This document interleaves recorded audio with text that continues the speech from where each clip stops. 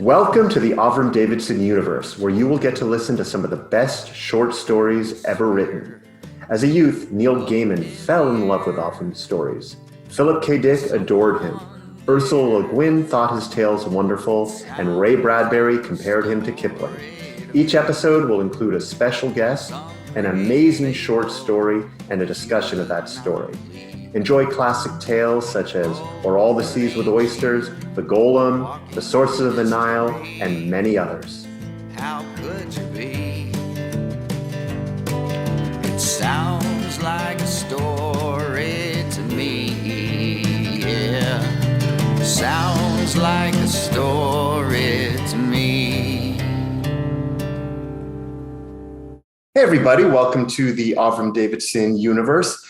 Today we're going to be listening to a historical story that I absolutely love called The Importance of Trifle. It's a crime story originally published in Ellery Queen Mystery Magazine in 1969 as The Man Who Killed Sailors. It was later republished in The Investigations of Avram Davidson and edited by Richard Lupoff and my mom, Grania Davis.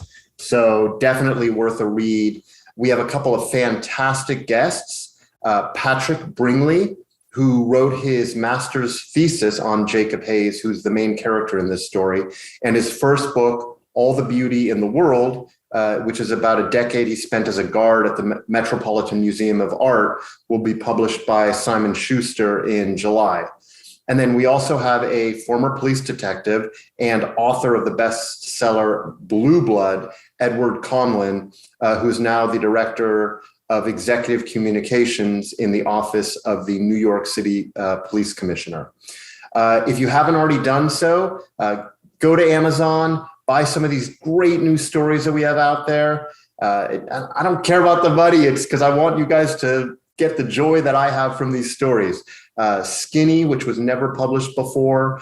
Beer, never published before. Write some great reviews about the podcast, about the stories, get Avram's name out there. And with that said, in just a moment, we're going to have our guests, Patrick and Edward, joining us. Patrick, Ed, thanks so much for joining me today. You're very welcome. Thanks for having me. Yeah. I guess really quickly, I should just give a little bit of background on how I found both of you. So in reading one of Avram's historical stories, as I often do, I start looking up how much of this is true, how much of it is not. And I found an article with both of you in it and had to reach out to you. And that's how I found you. And again, can't thank you both enough for taking the time to talk to me today. So a little bit of background. My pleasure. Yeah.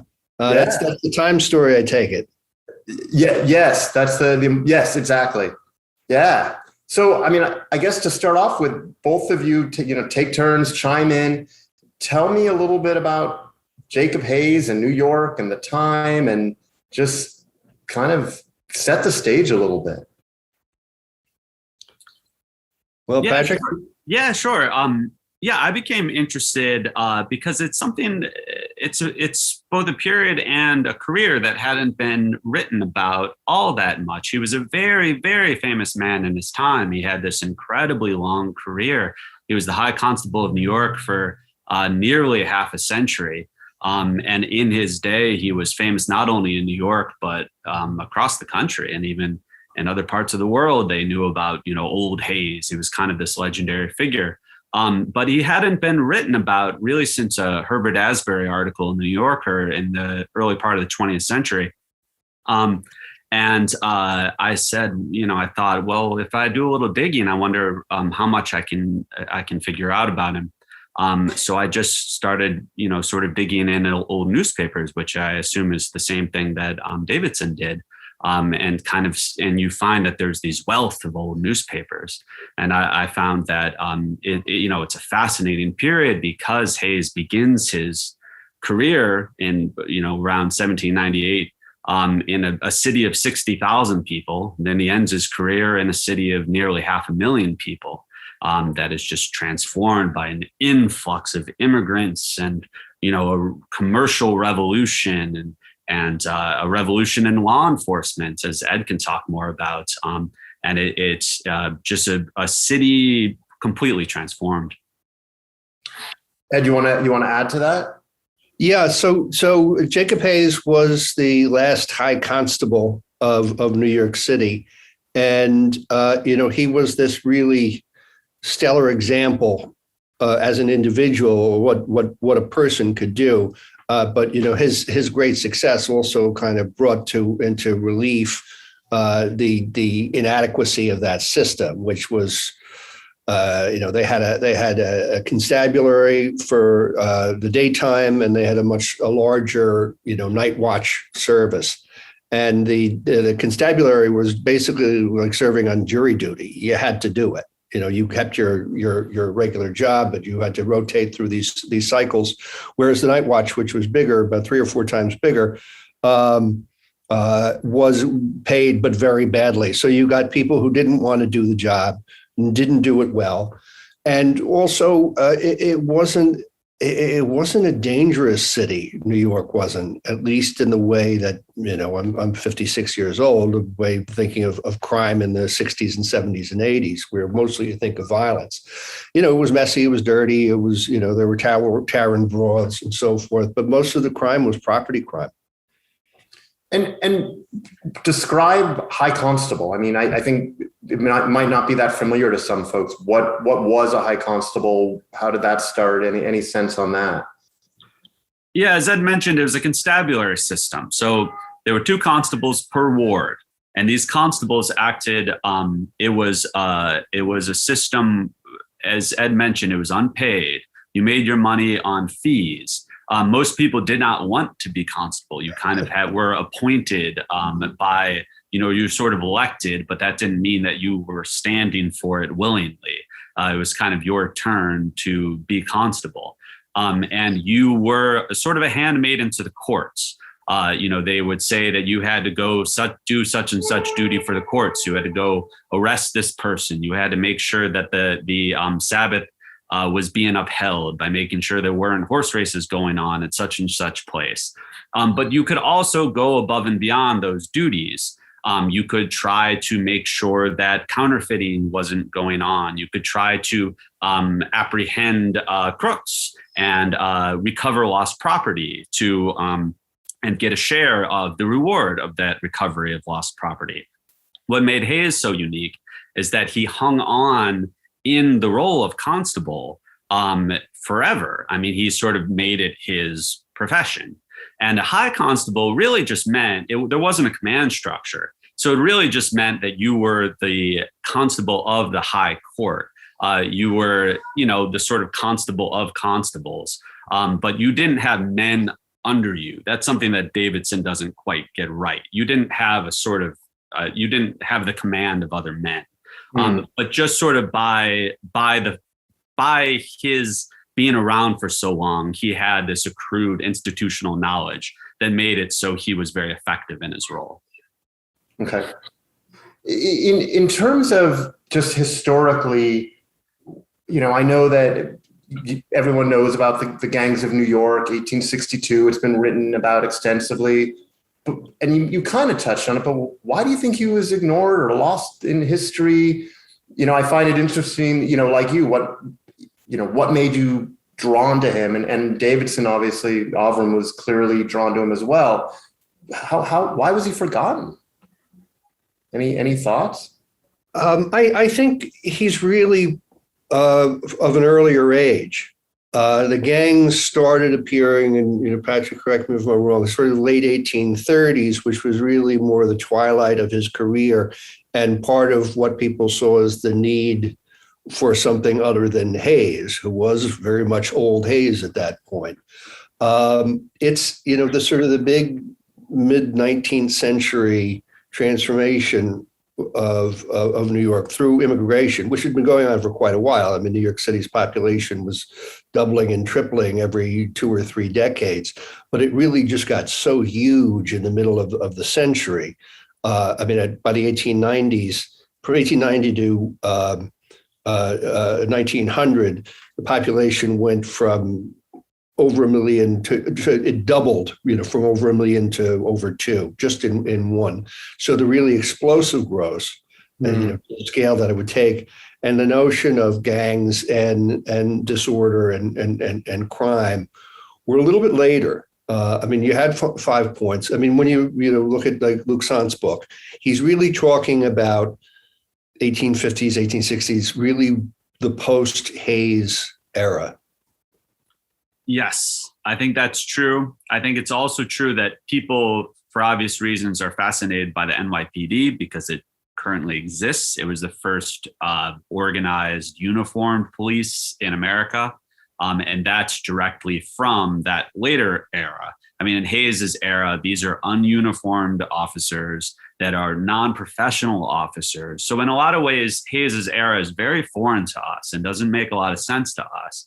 It requires, more mental gymnastics to understand what exactly was going on in that era. And I think that's one of the reasons why it's not as written about and studied. It doesn't make as much sense. There's some aspects of it that are very American, but there's some aspects of it that are very English, that are very kind of colonial, that are very almost like an English medieval style constabulary, that aren't as sort of kind of rough and tumble American, sort of the way we think of policing. Makes sense. Talking about, go ahead. It's Washington Irving era New York. It's Knickerbocker. It's very quaint seeming, and obviously it was a little bit rougher, at the time. But it was New York was a small city. Philadelphia was bigger. You still had, it was a more Republican city, small R. With the notion that you didn't show how wealthy you were. We were all citizens. Obviously, not everybody was. There was slavery in New York till 1827, but it's not the mega city that that was the image of the New York from the middle of the 19th century on. And part of that feeling that post spirit of 76 egalitarianism is was one of the great obstacles to the creation of a uniform police force. There were people who remembered the Revolutionary War in the 1820s, and they did not want an army to run their lives. Makes sense. Oh yeah, there were people who also, in Hayes's era, who did not even accept that a constable had any rights that an ordinary citizen did not have, and in fact, a constable had some rights that an ordinary citizen did not have, but it was nothing like today's police, where you sort of accept that this is a different type of person than you, that has different legal powers than you. It wasn't like that. It was a much more, as Ed said, small R Republican sort of feeling in the air. In terms of Jacob as a person, and I know in one of the books that I was reading, he was described, or an article, he was described as a Jewish superhero, but he ultimately converted to Catholic. Was it Catholicism or Presbyterianism? No, it was. Yeah. Okay. Can you talk a little bit about that, maybe? Yeah. So he grew up in Westchester. He was the son of Jews. There was a prominent Jewish family, the Hayes family. His sort of branch of the family wasn't so prominent. His father was an innkeeper and ran a general store, but there was only one synagogue in the New York area, and that was in Lower Manhattan, Shearith, Israel. So Jacob was circumcised there, but then joined the revolution. So the revolution happened when Jacob was a boy, and he joined the revolution. His town of Bedford was burned, was occupied and burned. And similar, Lower Manhattan, of course, was occupied by the British. And the synagogue leadership fled, and it made the Jewish community much more diffuse. And so as a result, Jacob was not bar mitzvahed.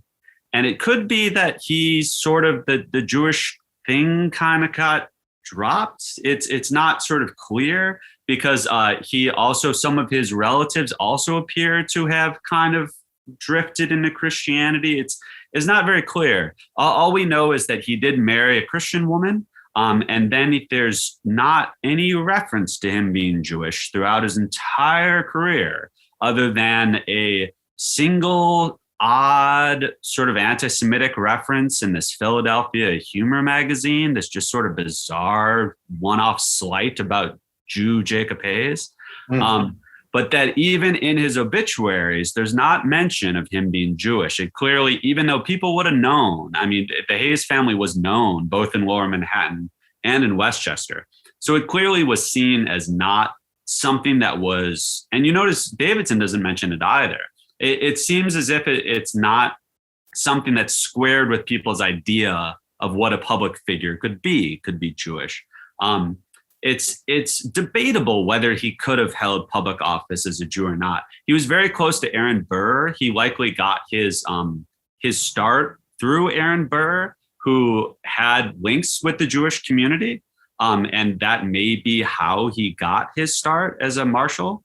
So it could be that his Jewish links actually got him into public service, but it's also likely that he could not have had the public career he had he not converted.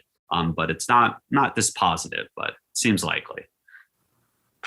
Interesting. Before we get into the story itself, what would you guys consider maybe one of his most famous cases in terms of actual cases that were out there?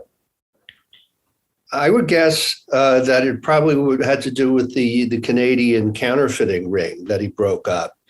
These were the main crimes that he dedicated himself to. I mean, there were bank robberies, there were thefts, there was relatively little violence that's in the record. But counterfeiting was a huge problem because until 1860 something, do I have the year right? There wasn't a cent.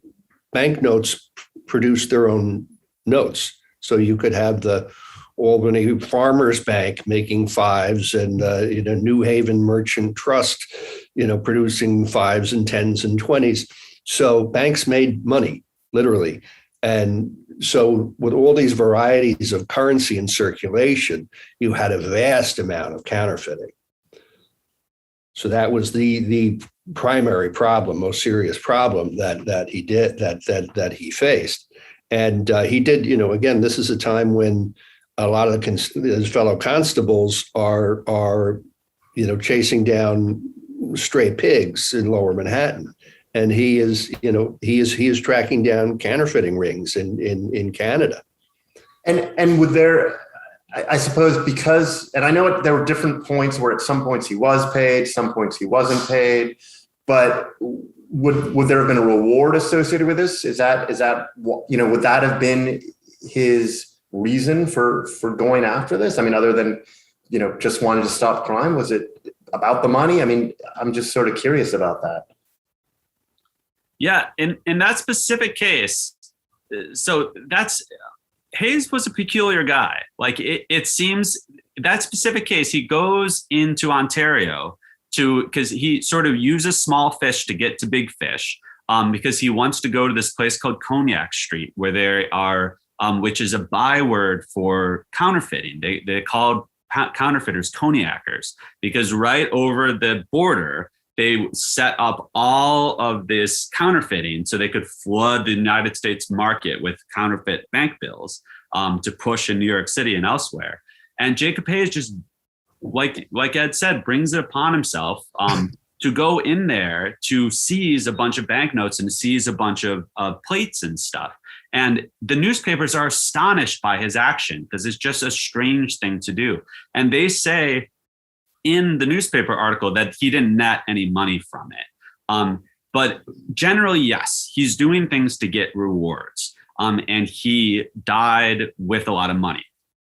He not like a whole ton of money, but in his will and stuff, he's comfortable. He has nice stuff. He's got mahogany things and stuff. But he was somebody who decided to do things like that. He was sort of a man of action who kind of grabbed things by the horn like that, to the surprise of the newspapers. And that's the thing that made him famous, is exactly cases like that. Do you think maybe he was seeking fame? I mean, was that potentially part of it? Maybe. I mean, he had sort of a funny personality too. I mean, I think Davidson captures some of it. He was not a real intellectual. He was not very talkative.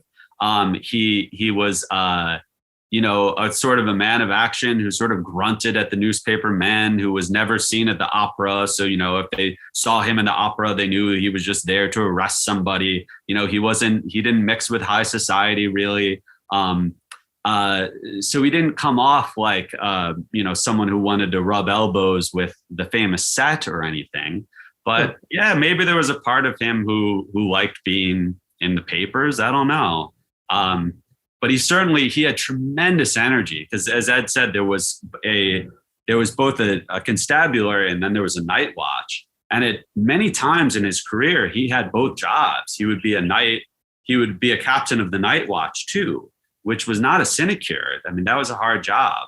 And that's not something he had to do. It's just something he would do. He was a strange fellow, I think. He was rather devoted to this job that he had. Well, you guys ready to get to the story? Sure. All right, let's get to it. The Importance of Trifles.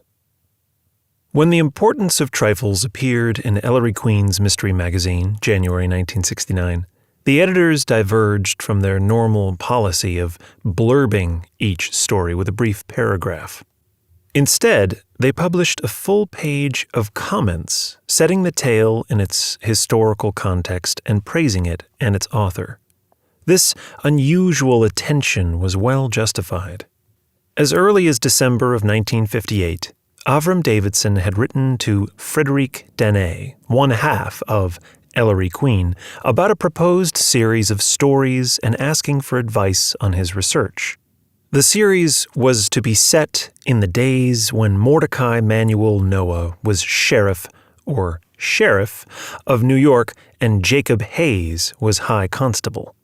The stories would involve the New York criminal scene at 1830, give or take a decade or so.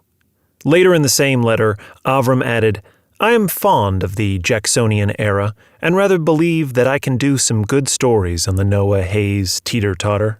Certainly, I shall enjoy doing them." It was a decade before The Importance of Trifles saw print, and it seems to have been the only story actually written in the planned series. It is a splendid piece of work, a fine police procedural complete with crime, clues, suspects, deduction, and action.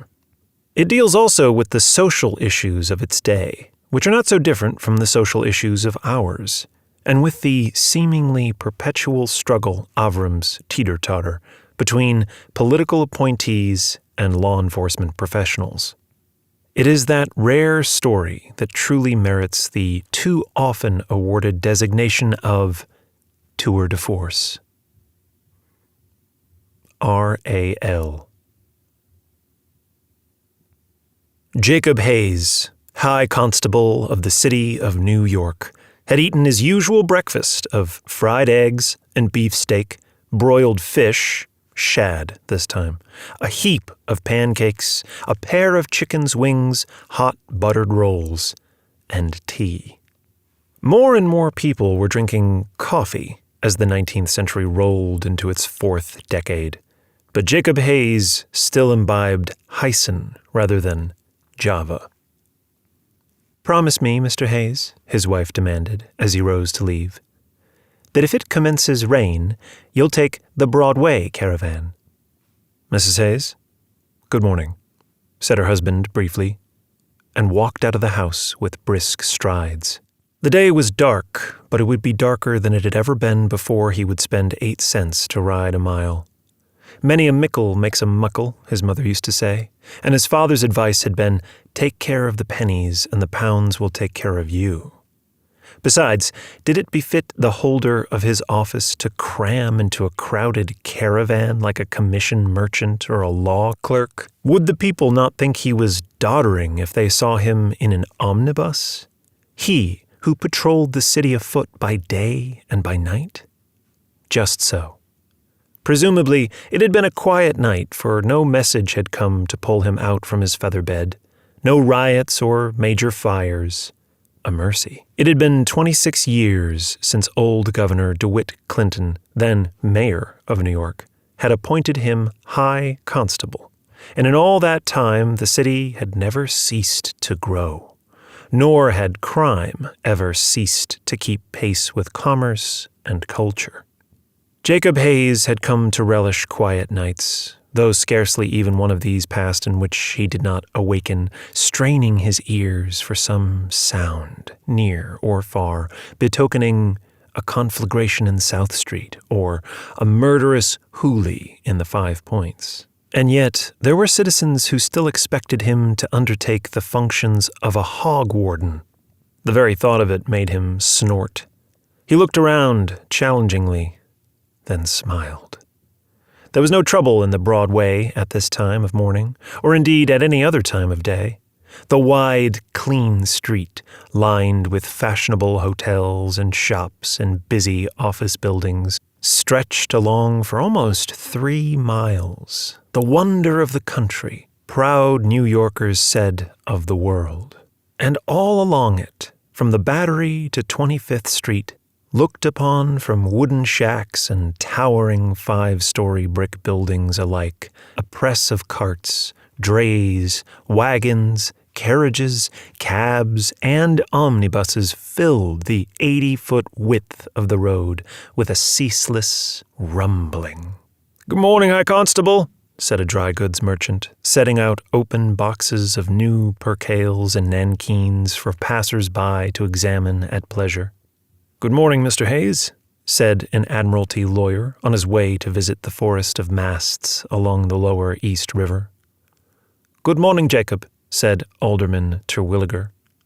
And 2 young bloods of the sort which had begun to infest the Bowery Road, hats cocked as sharply over carefully soaped locks of hair as gravity would allow, nudged one the other and hissed, "Old Hayes." Their expression, as they met his cold, knowledgeable eye, changed from one of studied insolence to a mixture of uneasiness and would-be defiance. He gave his high constabular staff, which he always carried with him, a slight shake in their direction, and they lowered their gaze and slunk by. No, they were just strutting, and would make no trouble in the broad way. The unpaven, narrow, pig-ridden, and stinking side streets of the lower city, ill-lit and under-patrolled, but try to obtain additional money for more constables from the Board of Aldermen. These were the places they would choose for crime, and it was in the Bowery, with its popular theaters and pleasure gardens, that they would seek their amusement, jostling citizens, insulting ladies, and causing commotions in general. Once in his office, Hayes ignored the view of the City Hall Park and dealt rapidly with that portion of the day's new business which responded to rapid treatment. Then he looked over his correspondence. Runaway daughters and fugitive sons, complaints of bogus lotteries and similar frauds which seemed to go on forever, like the Spanish prisoner swindle, the English estate in Chancery to which you are heir swindle. "Any new cards?" he asked his assistant. There always were. Bank robbery in Portland, green goods merchant hastily departed from Philadelphia, murder in Albany, funds embezzled from London, cargo of rum stolen in Boston, shipment of cotton made off with in Georgia, 11 absconded apprentices, 2 fugitive slaves, piracy in the Gulf of Mexico. "Post those with descriptions," he directed. "What's next?" Next was a young colored man whose bright red shirt, wide-bottomed trousers, and glazed hat, the last held respectfully in his hands, told Hayes of the man's profession before he even looked at the paper held out to him. Whereas, an act of the Congress of the year 1818, entitled An Act to Define and Protect the Status of Seamen, Hayes read, does not mention the status of seamen who are persons of color, and whereas the legislature of the State of New York in the year 1820 has authorized the certification of seamen domiciled or denizened in the State of New York who are free persons of color, now, therefore, be it known that I, Jefferson Van der Wet, a clerk of the City of New York, do hereby certify that the bearer, Lucas Oakes, a seaman of this city and a man of color, is known to me on good evidence to be a free man. And I do further enjoin all men of whatsoever cities, states, territories, and nations to recognize him in such status, and not to hold, use, nor dispose of him, the aforesaid Lucas Oakes, a free man of color, as if he were not in fact free. Anything against him? Hayes asked. The constable shook his head. Hayes dipped his quill, wrote, "No criminal record, J. Hayes, High Constable C. of New York," scattered sand, and handed it to the Negro, who departed with thanks. And so the day proceeded. The 5 Points, that foul and teeming human rookery where Cross, Anthony, Littlewater, Orange, and Mulberry meet, had had its usual murder. The usual sailor had been found dead by violence. This time the almost nightly occurrence was not the same, though often enough it was a sailor found dead in the 5 Points, often in its black and filthy heart, the swarming, putrefying tenement called the Old Brewery. There was little chance of discovering the killers at the moment, if ever.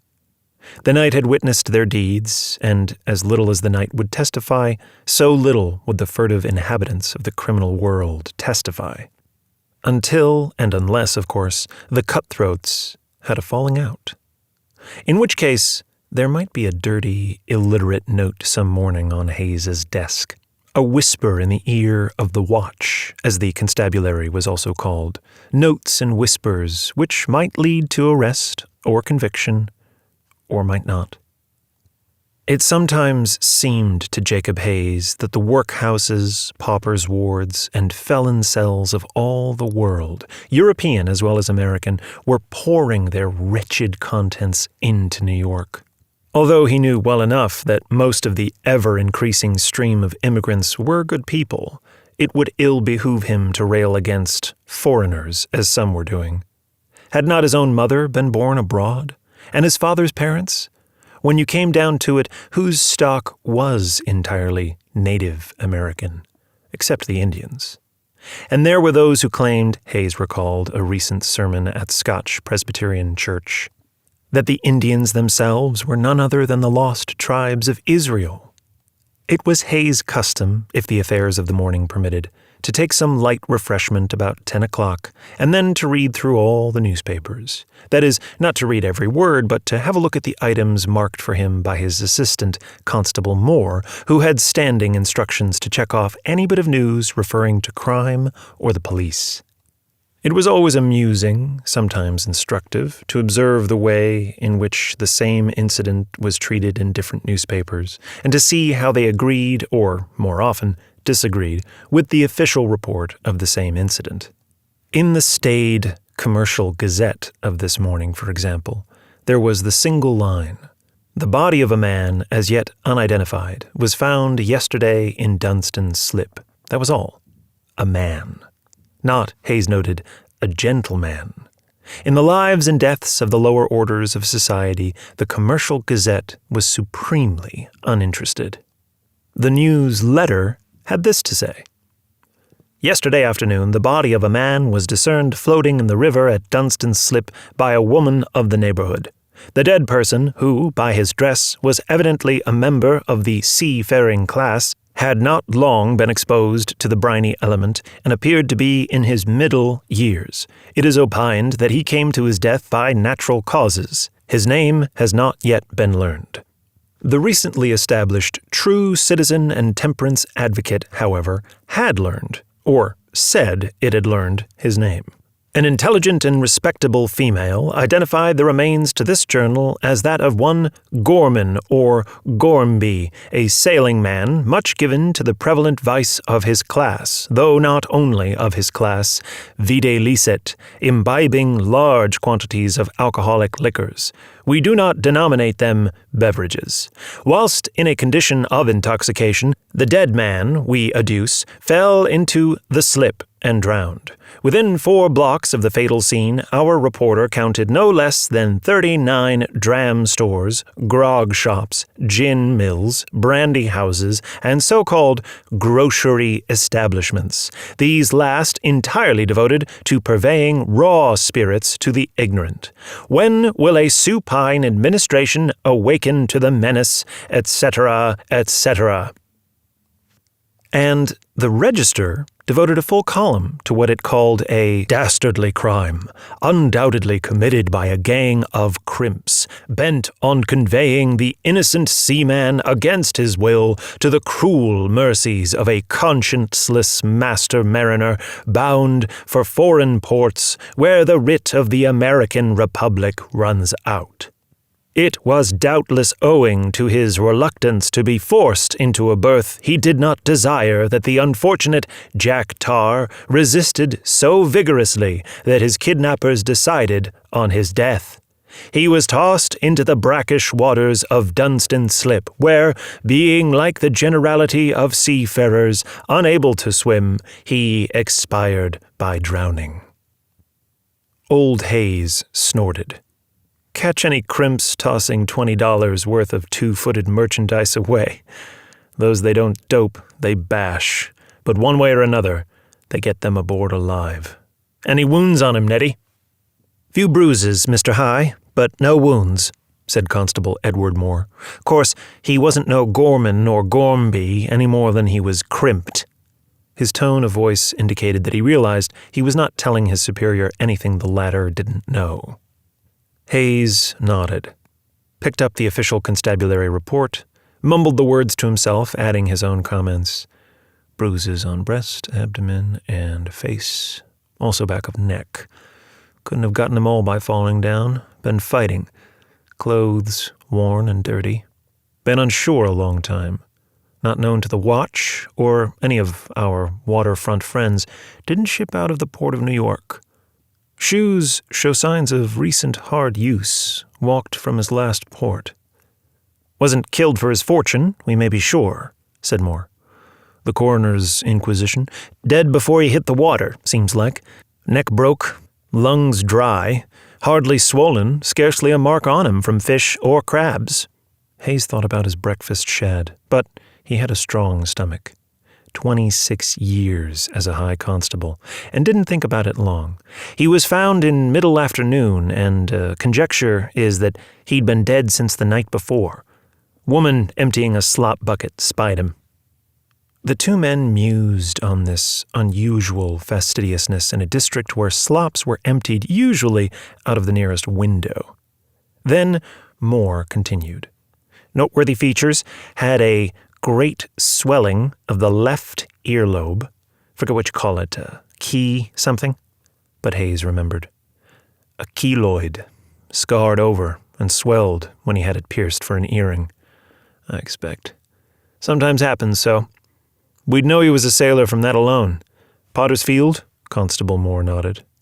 Hayes started to put the report down, then sensed rather than saw that his assistant had something else to tell him, and waited. He had this in his mouth. The constable held out a screw of paper, unwrapped it. Inside lay a piece of fiber, yellowish-brown in color. Cotton. Raw cotton. A trifle, but I thought I'd save it for you. What do you think? Hayes shook his head. No idea, but glad you kept it. File it with the report. What's next? Lady robbed of a diamond heirloom ring wants to see you about it personal. Englishman with a letter of introduction from Lord Mayor of London. 3 candidates for the watch. Man from Eagle Hotel with information about the gang of baggage thieves. The High Constable raised his hand. That'll do for a while. Lady first. 2 nights later, there was a wild fight involving the crews of 3 ships moored in South Street. The high constable in charge was new to the post and, not trusting to his own ability to discriminate between riots major and minor, sent for Hayes. He came quickly enough, though the brawl was over by then. Most of the men had either stumbled aboard their vessels or staggered away for further entertainment. The few who insisted upon continuing the affair had been hauled off to the watchhouse to meditate on their sins, and several of the spectators vanished the instant they saw the High Constable's well-known figure come in sight. But by that time, something else had developed. "Hold up your lanterns," Hayes directed his men. "The gas light from the street is so dim that's better. Oh, me. More sailors must die ashore than at sea, I think." The alley was wide enough to accommodate only 2 men, and one of them was dead. Hayes patted the pockets of the peacoat, was rewarded with a jingle, and thrust a hand inside. 30 cents. For 30 cents, a man could eat well and drink himself into a stupor and still have enough left for a night's lodging, if he was sober enough to want more than the floor of the city to sleep on. Men were killed for much less than 30 cents. Therefore, word had gotten around, and a knot of night crawlers, still excited from the fight, crowded into the alley, pressing and craning for a glimpse. Hayes rose and looked at them. At once, several caps were pulled low and faces sunk into collars. He held out his staff. "Clear the alley, citizens, just so. Constables, take the body out. Has a cart been summoned? Lay him down there. Nope, don't cover his face. I want him identified if possible." It proved easily enough. The dead man was identified before his coat touched the sidewalk.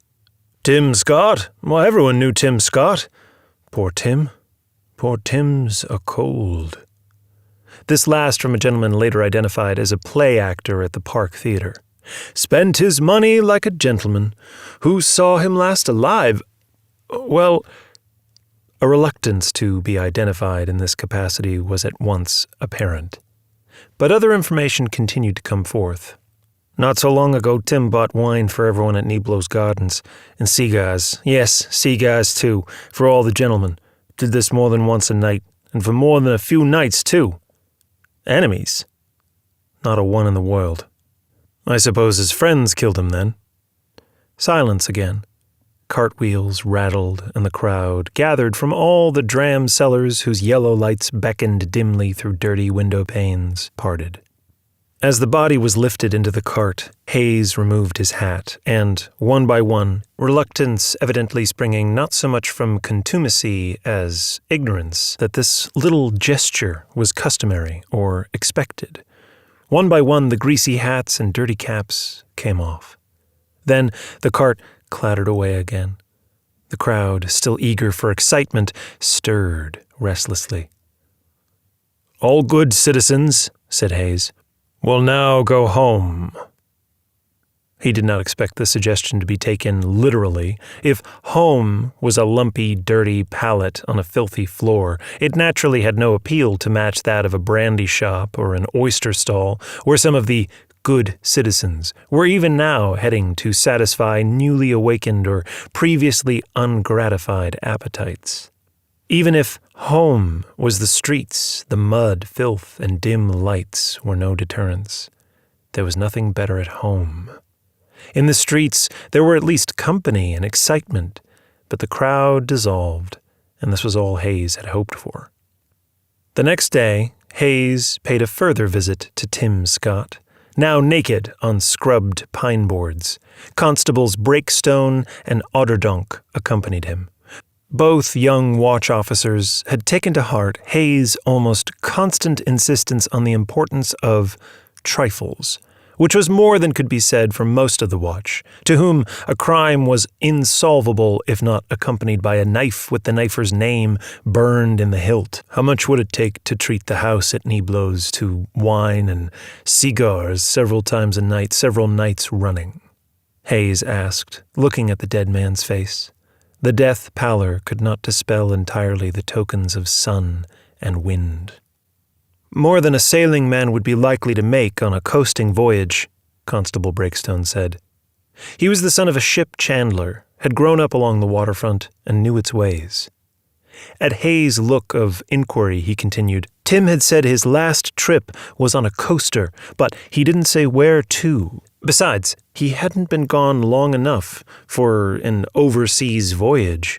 But that money in his pocket, sir, it wasn't the last of what he'd had." "You mean there's more somewheres?" "No, sir. I mean that he'd spent it all some time ago. He'd been cadging off the lads since then. Then, the other day, he said he was going to get some more. He turned up at Barney Booth's gin parlor last night with $1.30 was the last of it, and he was heard to say that this was just the beginning, that he was going to get more very soon. I asked, did he have a particular friend, and it seems he did, Billy Walters. Some think they'd sailed together on this last trip, but no one has seen Billy lately. That's all I know, sir." Hayes nodded. "That's a good bit to go on. Meanwhile," he lowered the sheet. "Just so. Thought these would show up better today." On the dead man's muscular throat were 2 sets of small and ugly marks. Strangled, you see, and strangled from behind, too. Either someone crept up on him unbeknownst, or he knew the man behind him and wasn't expecting violence. "Mr. Breakstone, hold the body up. Now you, Mr. Onderdonk, stand behind him. Let's have your hands, big ones, a wide spread, just like these. Let your fingers rest where I place them." One by one, he placed the young man's fingers so that each rested on one of the finger marks, or as near to it as possible. Leaving them so, he peered at the skin of the dead man's back. Just so. Jabbed up his knee, used it as a lever, grabbed the throat, and squeezed. Tim Scott was a strong man. This fellow was stronger. Had finicking ways, though. "All right, let him down." Breakstone covered the face. "Finicking ways, Mr. High?" "Yes," said Hayes thoughtfully. "Let the little finger of his left hand stick out whilst he was doing his evil work, while he was drinking a dish of tea. Mr. Breakstone." "Sir?" "You might see that the word is passed among those who enjoyed the late Tim Scott's hospitality at Niblo's, and those who enjoyed his business anywhere else, like Barney Booth's, for instance, that it would be the mark of a good citizen and a good Christian to contribute for funeral expenses." "I'll do that." "Let it be known," said Jacob Hayes reflectively, "that I particularly favor such contributions." "Yes. Just so." Crime never sleeps, but it is no coincidence that in warmer weather it is more restless than commonly. As the Shad Run dropped off and spring, on its way into summer, continued to crowd the trees with green, the residents of those districts in which few trees grew seemed more and more to fall into those lawless ways from which they had taken a partial vacation during the winter months, which often proved unfortunate for visitors to those districts.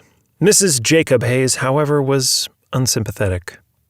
"Do not tell me, Mr. Hayes," she said, "that you intend to spend the greater part of yet another night on patrol." Her husband, as if obedience itself, did not tell her that, nor anything else, but addressed himself to his supper. "I cannot believe," she continued presently, "that these people who get themselves into trouble are truly innocent of improper intention. What is a respectable person doing in the 5 Points? Tell me that, if you please, Mr. Hayes."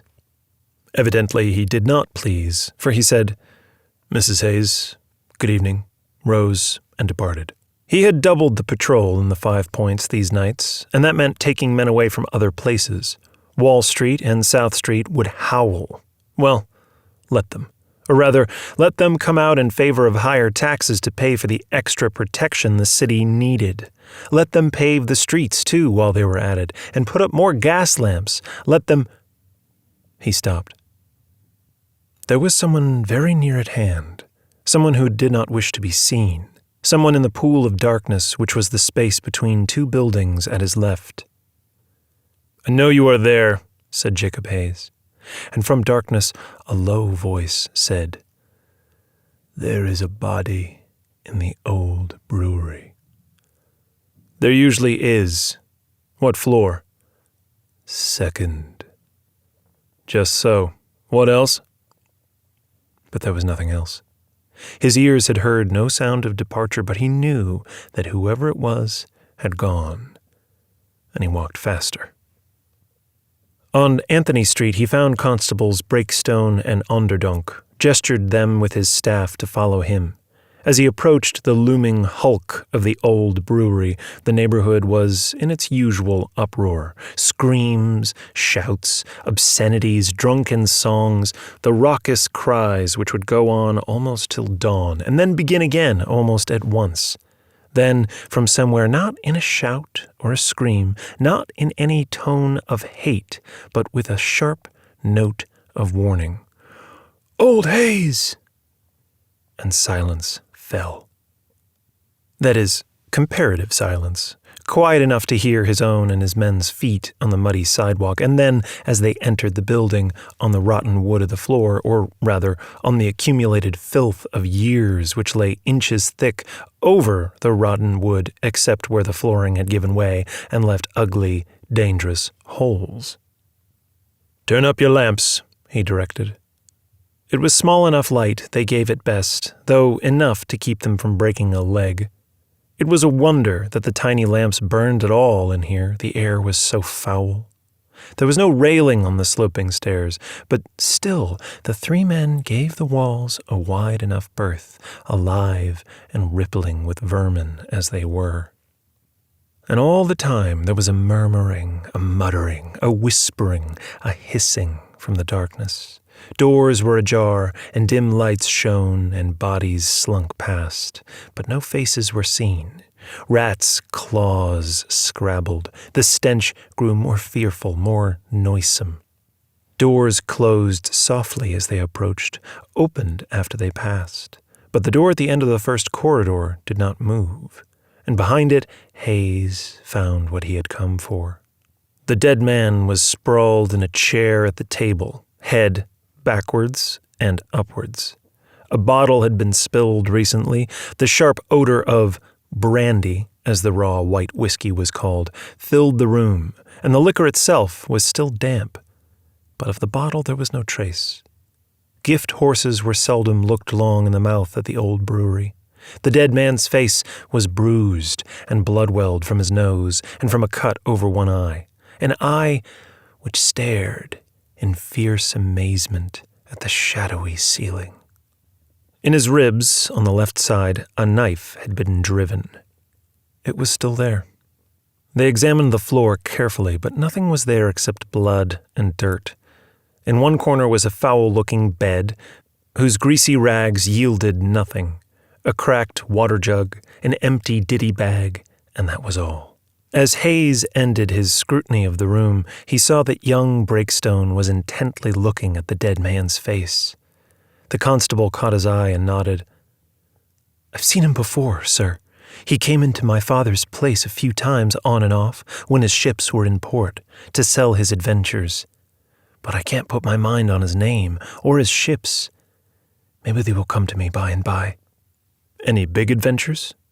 Breakstone shook his head. "I don't think so. A chest of tea, a few sacks of coffee or wool, a barrel of sugar or molasses, that sort of thing. Once I think he had a bale of cotton. That was the biggest." "Ah, well, let me hold the lanterns while you get a grip on him. I'll go ahead and light your way. Mind your—" He stopped and bent over just as they passed through the door. Something was on the floor. He picked it up, stuffed it in his pocket, and straightened. "Mind your step. Careful now." Slowly and gingerly they made their way down the corridor, down the stairs, and out to the street. And all the while, moved by invisible hands, doors closed as they approached and opened after they passed. And all the while there was a murmuring, a muttering, a whispering, a hissing from the fetid darkness and the scrabbling of rats in the walls. Of course, Hayes found out nothing when, the body having been carted away, he returned to question the inhabitants, particularly those in rooms adjoining the one in which the dead man was found. No one had seen anything, heard anything. No one knew anything or suspected anything. By the time he had finished, his head was reeling from the foul air, and the street seemed deliciously cool and fresh in comparison. As Hayes and his men left the 5 Points, they heard the unexpected quiet broken by what seemed like a howl from hundreds of throats, a howl of defiance, execration, and utterly evil triumph. Breakstone half turned, but his superior's hand kept him steady. "The waterfront is no Sabbath school," Breakstone said, "but it was never like that. At least you have the clean winds from the harbor, and people give you a smile and a laugh, and mostly folks try to keep themselves a bit decent in some ways anyway. But those in the old brewery now, what makes them like that?" They walked on in silence. Then Hayes said, "I don't know, Mr. Breakstone. There's a whole green continent before them, wide open under the sweet air of heaven, but they choose to dwell in the dark and the mire. Why are they like that? As well ask the mole and the mudfish, I suppose." It was past midnight when he reached home. The next day there was no time for speculation on social philosophy. The baggage gang had extended their depredations, and complaints of thefts poured in from the docks around J Street, where Hudson River boats put in, and from the Battery, whence the ferries plied to Jersey, Staten Island, Brooklyn, and from the great packet ships in the upper harbor. From mere sneak thieves, the ring had advanced to a pretense of being regular baggage porters and hotel runners. A genuine rustic, parted from his old cowhide trunk, was apt to set up an immediate clamor, in which case there was a chance, though a slim one, of its recovery. But a visitor from a small town with just enough polish to desire not to be known for what he was would delay out of embarrassment, in which case there was usually no hope for his luggage. The problems of taking men from elsewhere to patrol the docks, of uncovering information about who was fencing and where, in addition to routine duties of a sort which could neither be postponed nor delegated, kept Hayes from seeing Constable Breakstone until late in the afternoon. "Try as I would," the young man said, "I couldn't remember that sailor's name. So I looked up old Poppy Vanderklooster, who used to help Father in the shop at one time, and took him along to the dead house. And he knew the face at once. Henry Roberts. They called him Roaring Roberts. He had a big, booming voice. I've asked around, and it seems he'd turned to the bad of late years. Some of the adventures he'd sold weren't his to sell. He had a lot of money not so long ago and was throwing it around like a drunken sailor, which, of course, is just what he was. I guess he must have spent it all, or else what would he have been doing in that hole of the old brewery?" The two men were on their way back to the dead house. Hayes gave an exclamation and began patting his pockets. "Ah, here it is," he said. "I found it just outside the door of the room last night, there in the 5 Points. What do you make of it? Not the sort of thing generally worn in the old brewery, is it?" "A gentleman's glove? No, and not the sort of thing Roaring Roberts would have worn generally either, though he might, when he was spending all that money, have bought himself a pair." "Just so. We'll see." White-haired old Whitby, the dead housekeeper, surveyed them reproachfully through red-rimmed eyes as they came over to Robert's body. "You're late," he said. "The Inquisition's been over for hours. We're about to set to coffin him. Coroner's journey reached the verdict that deceased had come to his death through hemorrhaging caused by forcible entry of a knife, length of the blade 4 1/2 inches between the 4th and 5th ribs, thus occasioning the severance of veins and arteries." "All right, Whit, we know that. Hold up your left hand, Constable." The glove slipped on easily enough. If anything, it was a size too large. "It might be his," said Hayes reflectively. "Then again, it might not have anything to do with the matter. I did find it outside the room." As he slipped the glove off, something fell to the floor. Old Whitby bent down and picked it up. "Flax? Wool?" he asked, rolling the fiber between his fingers. "Give it here, Whit," Hayes said shortly. At the door he stopped, handed the glove to Breakstone. "Check all the haberdashers," he said. "See what you can find." Alderman Nicholas Terwilliger had his counting house in the same building as his warehouse. Once, when business was smaller and Terwilliger, not yet an alderman, was younger, he and his family had lived upstairs. But that old Knickerbocker fashion was going out of style nowadays. Besides, his children, and some of his grandchildren, had their own establishments, and Mrs. Terwilliger had died. The clerks looked at Hayes from their high stools with unabashed astonishment, but his cold gray eyes stared them back to their ledgers. He stalked through the counting house to the office in the back where, as expected, he found the proprietor. "Hello, Jacob," said Terwilliger. "It's been too long. I meant to stop and say a few words the other morning, but you seemed preoccupied with deep thoughts. Mrs. Hayes is well, I trust?" "Quite well." "Capital. Convey my respects, and now I have a piece of nice, clean Socrates ice here, and I was about to compound a sherry cobbler. I shall compound two. Take a little wine for thy stomach's sake, and for thine often infirmities, eh, Nick?" The old gentleman cut lemons, broke off pieces of sugarloaf. "Exactly. You may worship Scotch Presbyterian instead of Dutch Reformed, but you're a fellow Calvinist and know that man born of woman is born to sorrow as the sparks fly upwards, and hence predestined to a multitude of often infirmities, for some of which, my long years have taught me, sherry cobbler is a sovereign remedy." He nodded. Pounded ice. The drink was cool and gratifying. It was quiet in the office, with its dark walls, from which engravings of President and Lady Washington looked down with stern benignancy. After a long moment, Nicholas Terwilliger sighed. "I know you and your Caledonian conscience too well, Jacob," he said, "to believe it would allow you to pay a purely social call in the daytime. What aspect of rogue catching brings you to the office of a respectable, if almost superannuated, cotton broker?" "Cotton brings me here," said Hayes. He produced 2 tiny paper packets, unfolded them, pushed them across the desk. At once, Terwilliger's hooded eyes grew sharp. "Nankeen," he said instantly. Then he took up the pieces, pulled the fibers, compared them. "Same crop, too, I'd say. Good quality Nankeen. Where does it grow? Well, China, originally. Nanking or Nanking, that's a city over there, but we grow it here in our own South nowadays. More than enough for own uses. Slave cotton, they call it too, sometimes." Hayes considered. Then, "What do you mean, slave cotton? Isn't most cotton grown by slaves?" Terwilliger nodded. "Yes, but, well, here's how it works, Jacob. Some of the plantations allow their people to grow a little cotton on their own, after quitting time in the big fields, and when this cotton is sold, the people get to keep the money. They use it, say, to buy some relish to add to their victuals, saltfish maybe, as a change from pork and cornmeal, or perhaps a piece of bright cloth for a shirt or a dress. Maybe some trumpery jewelry. Well, just to keep temptation out of their way, because being property himself, the slave doesn't have much sense of property. Here, let me show you." From the shelf behind him, Terwilliger took some sample lengths of fiber.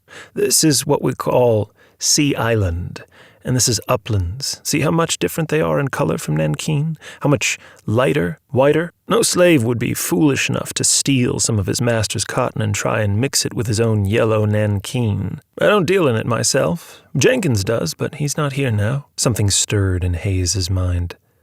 "I had a card not so long ago. Large quantity of cotton stolen from Georgia somewheres."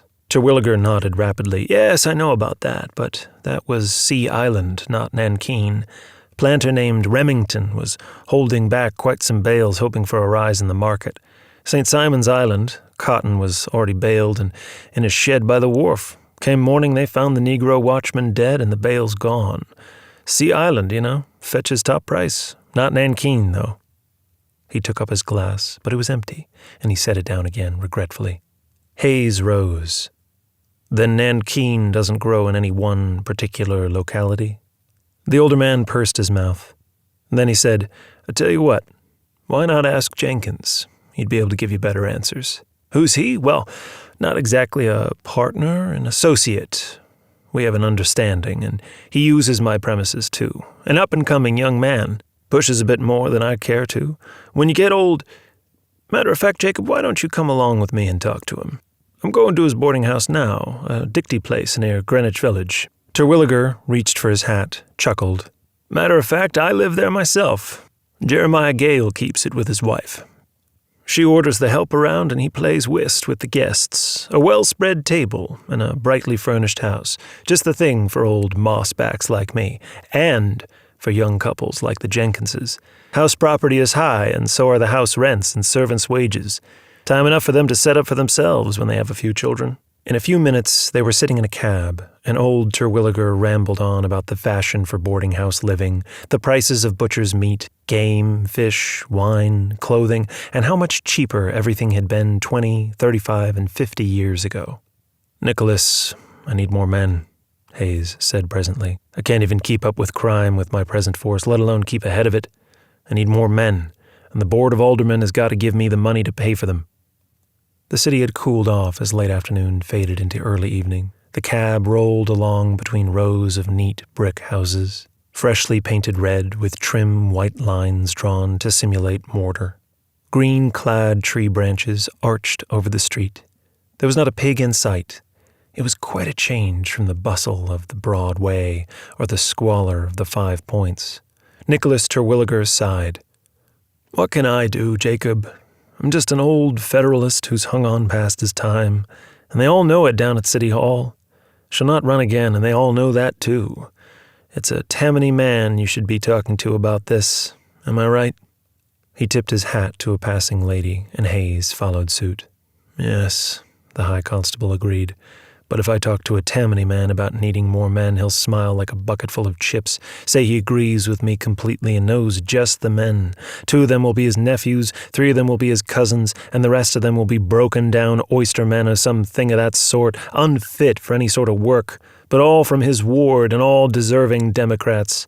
Damnation, Nick. I like to hire my own men. Oh, are we here now? Just so. Jeremiah Gale's establishment for paying guests was undistinguishable, with its scrubbed white stoop and its bright green shutters, from any of the other houses in the row. A neatly dressed Irish maid opened the door to them.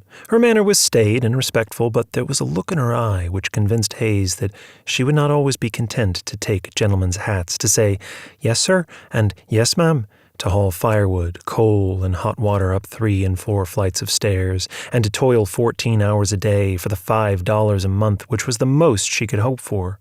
Servants did not stay servants long, at least not in New York. The house of Jeremiah Gale was richly, almost sumptuously furnished. Silken draperies, satin-upholstered furniture, mahogany, rosewood, marble, and gilt were everywhere.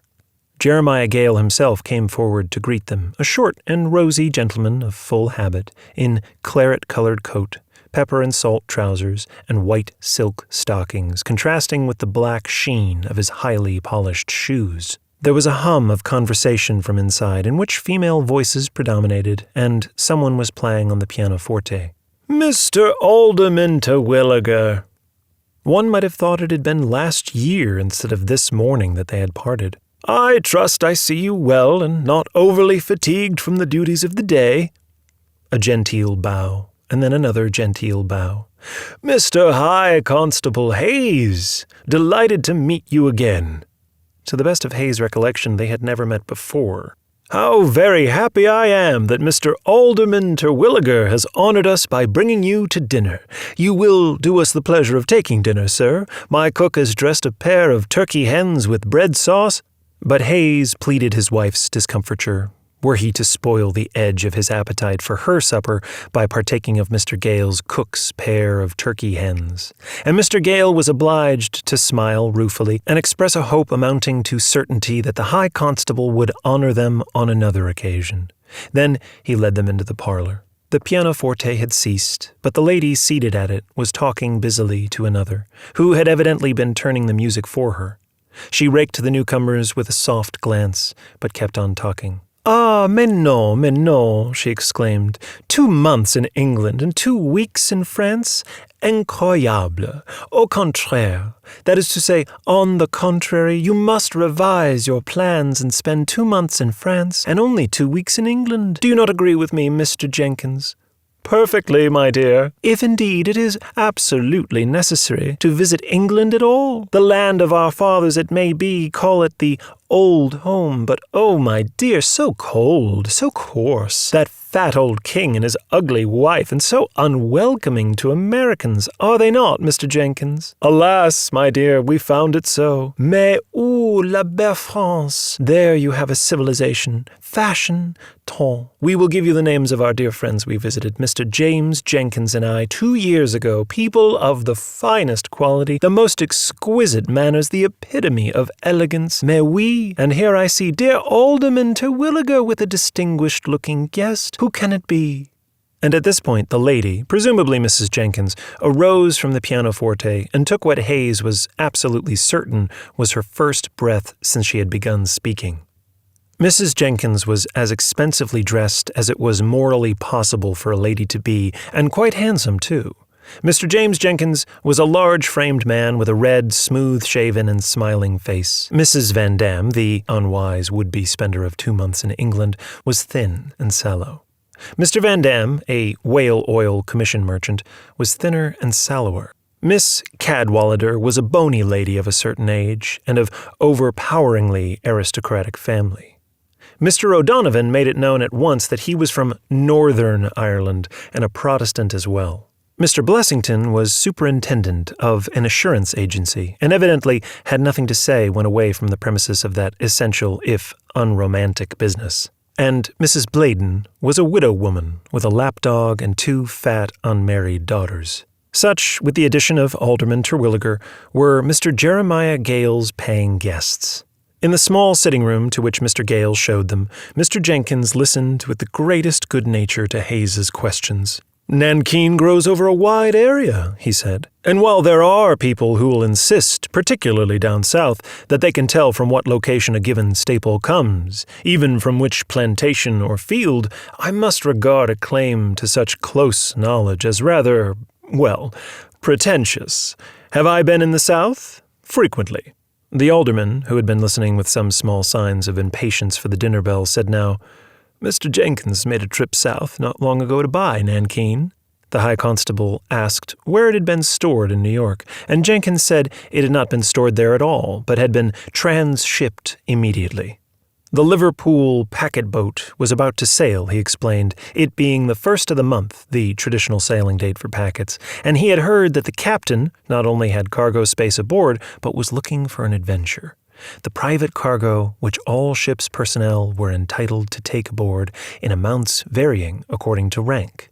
The captain had bought Mr. Jenkins's entire shipment. The dinner bell rang, and all 3 rose. So there is not, then, Hayes inquired, any way to trace a small amount of this cotton? None that I know of. It comes into the city all the time, lays on the wharves, and anyone can draw a handful from a bale. Samples are pulled in the exchange and discarded. Why, sir, the wind blows it about the streets.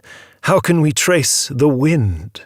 So much for that, Hayes thought, as the cab rolled its way downtown. The 2 murdered men had been sailors and probably had access to baled cotton at sea or on shore 100 times a year. Though why one would put it in his mouth and another in his glove was a question which baffled him completely. Perhaps Breakstone had discovered something about the glove itself, but the constable hadn't. It was an ordinary gentleman's glove, the haberdashers all said, sold by the dozens and the gross. Hayes sighed, tossed the glove to his desk and looked at it discontentedly. I can't believe, he said at last, that it isn't a clue. Gentlemen's gloves in the old brewery. No, my boy, it has to signify. Of course, someone might have stolen a pair. No one would steal just one, but he'd have not carried them all the way back home with him. He'd have sold them for a half-dime to the first fence he came across. Yes, and drunk up the half-dime directly, too. I'm convinced that this glove was dropped by the man who killed Roberts, in which case it does have something to tell me. Perhaps I've not been listening. He picked up the glove and began to examine it carefully, inch by inch, holding it close to his eyes. Suddenly his frown vanished, gave way to a look in which astonishment vied with self-reproach. "Ah," he exclaimed, "here's something I hadn't noticed before, and shame upon me, too. Do you see it, Mr. Breakstone? No? Fie upon you! Look here!" Hayes began to turn the glove inside out, poking at the fingers with the small end of a pen holder until they were all reversed. "See it now, eh?" Breakstone said, "I see these few wisps of cotton here, sir, but we knew there was cotton in the glove. I still don't see why. Do you?" But Hayes did not answer the question directly. "I want you to set to work on a riddle. What connection is there between Roaring Roberts and Tim Scott? And what connection between those two men and the man found dead in Dunstan's Slip? What connections in life and in death?" It was at this moment that the steam tug Unicorn happened to ram the ferryboat Governor Tompkins halfway between New York and Brooklyn.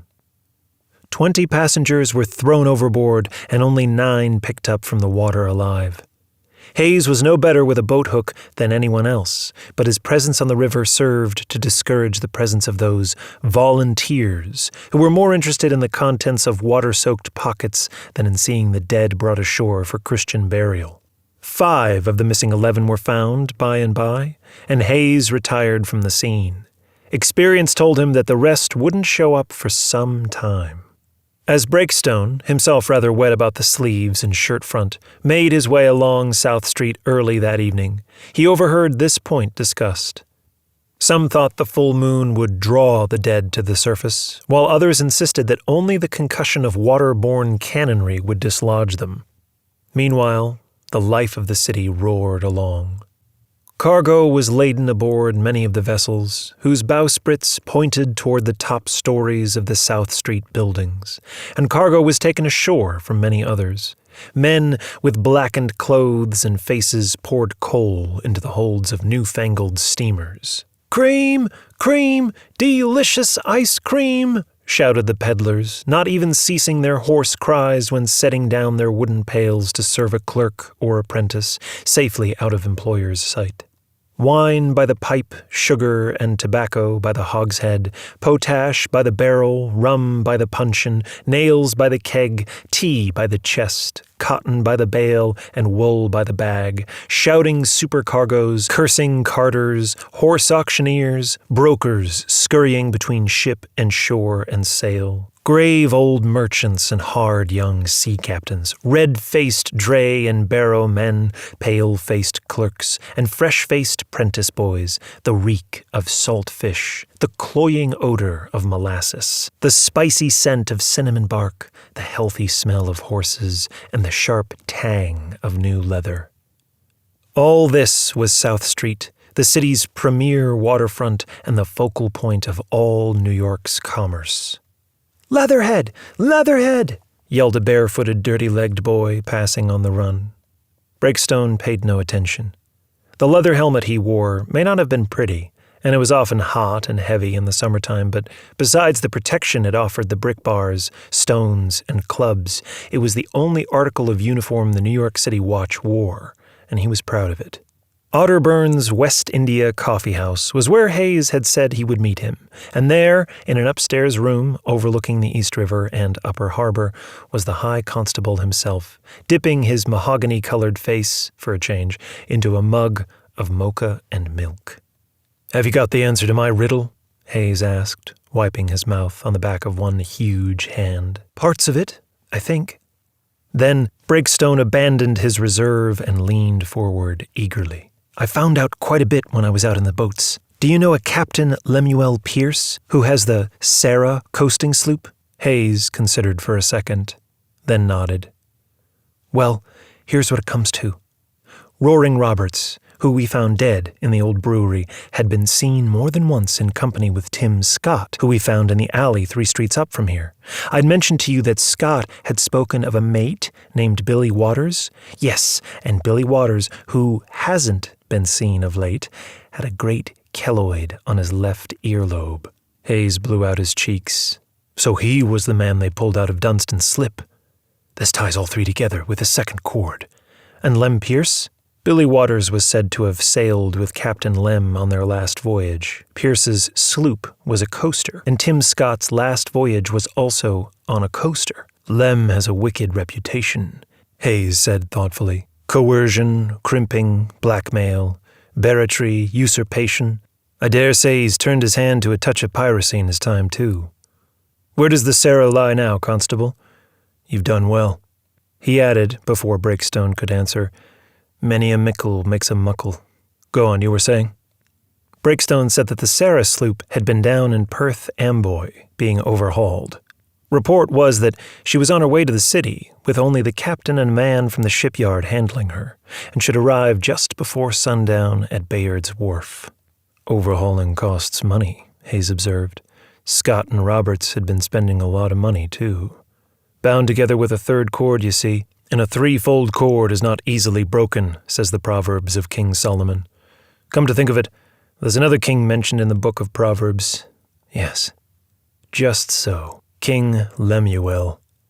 Well, late tonight about 10 or so, we'll go down and visit this Lemuel and discuss scripture and other things. But when they visited that Lemuel, they found him dead.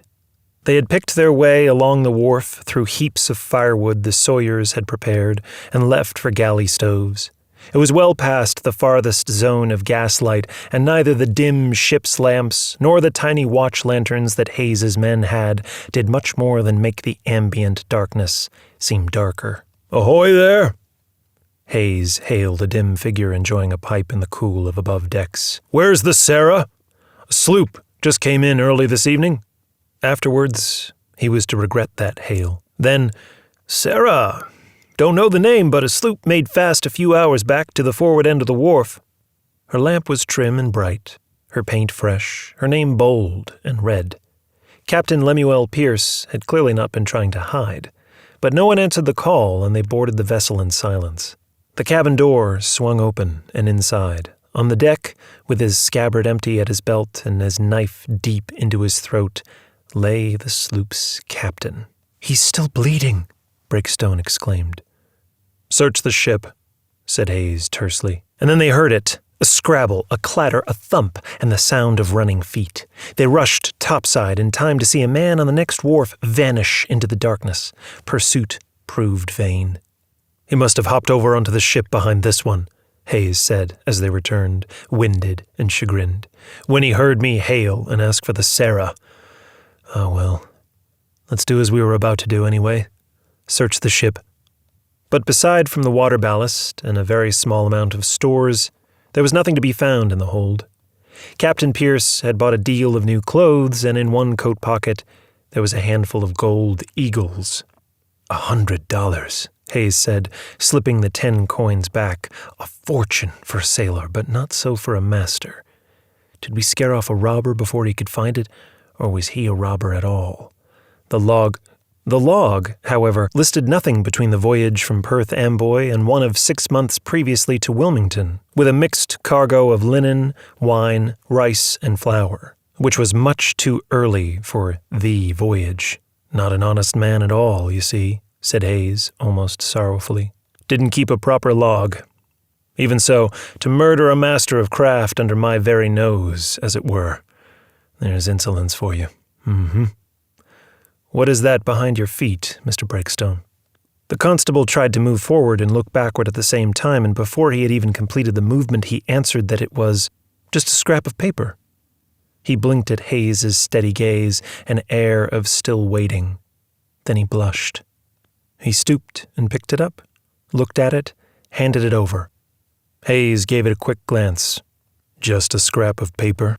Look again, leatherhead.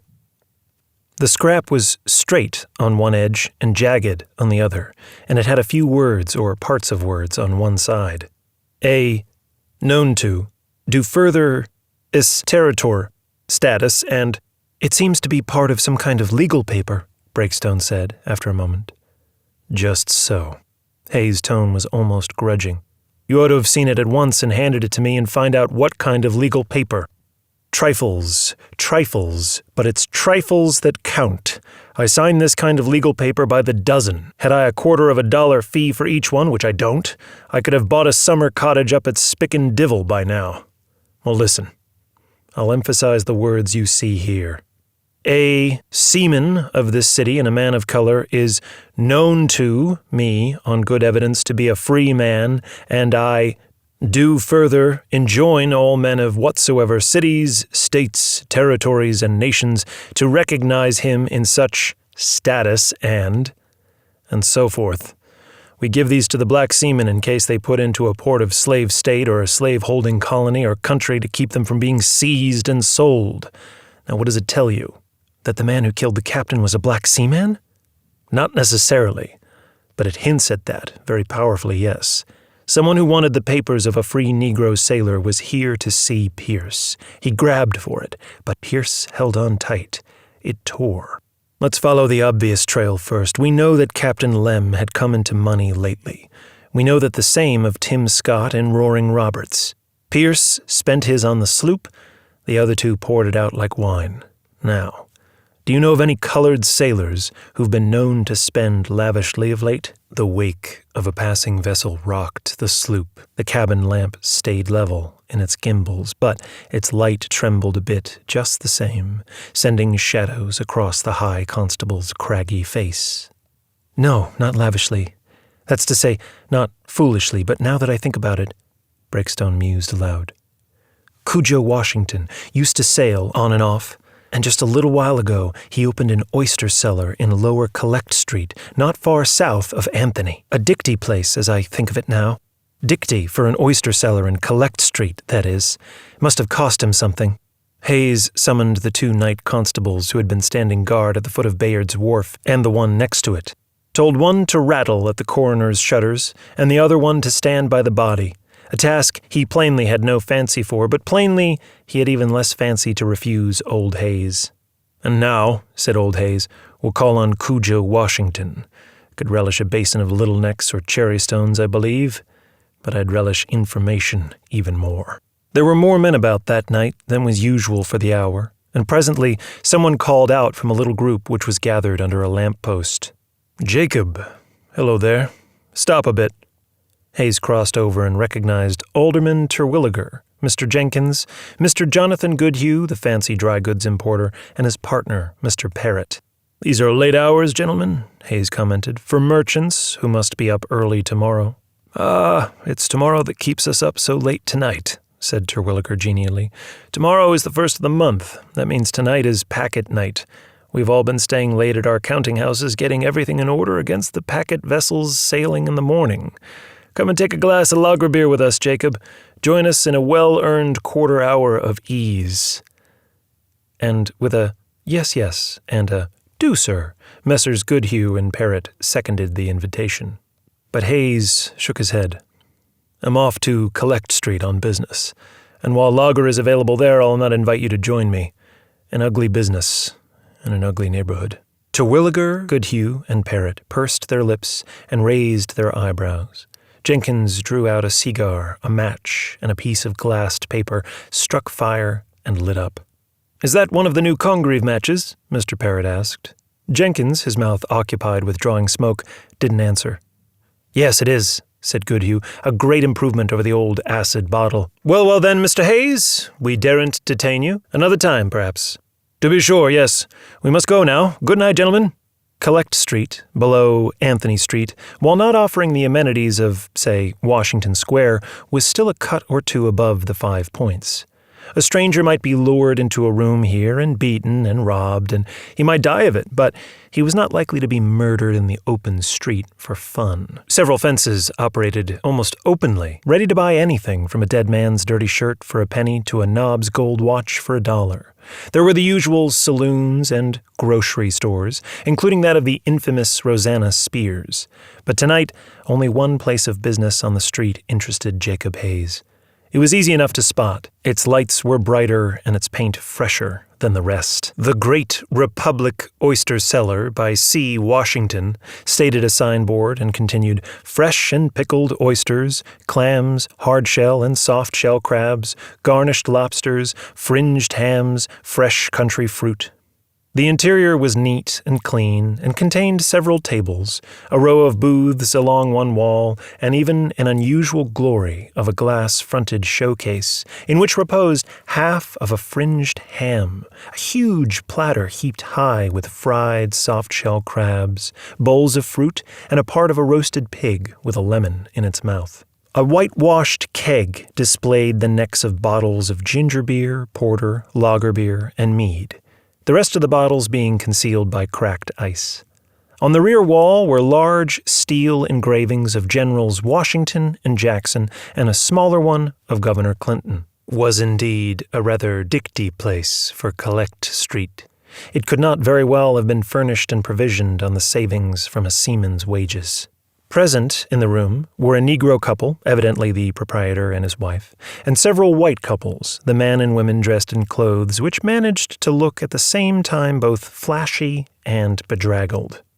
The customers glanced up from their refreshments, sat for a moment transfixed at the sight of Hayes and Breakstone, tensed, exchanged glances, and then, as it was made obvious that the door was not being blocked and that none of them was engaging the intention of the law, relaxed somewhat. That is, if slouching in their seats and hiding their faces with arms propped on elbows may be considered relaxing.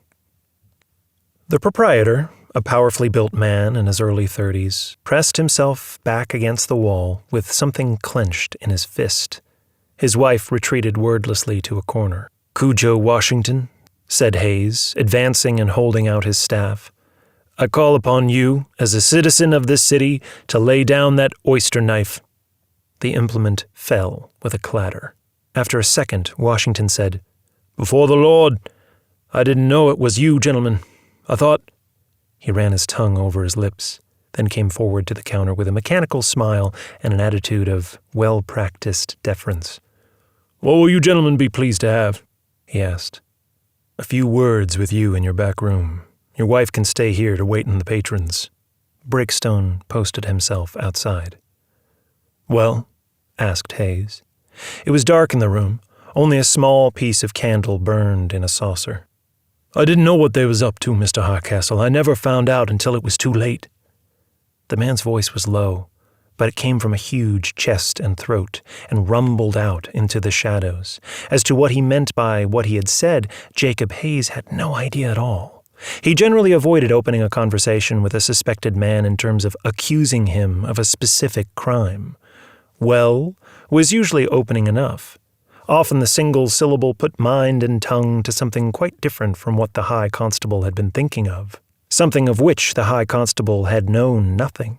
One could, after all, always take up later the matter which had prompted the inquiry in the first place. "He hadn't no right at all to keep hold of my papers, no right at all," Cujo was saying, but this was not exactly what Hayes was expecting him to say. Oh well, wait a bit. Let the man talk. But all the talk, it became obvious, was on lines other than the first comment. Had Cujo realized that he had started to give himself away? And, so considering, Hayes realized that he himself was no longer thinking in terms of a simple murder. He would have to lead the conversation after all. Well, so be it. "What were they up to, Cujo?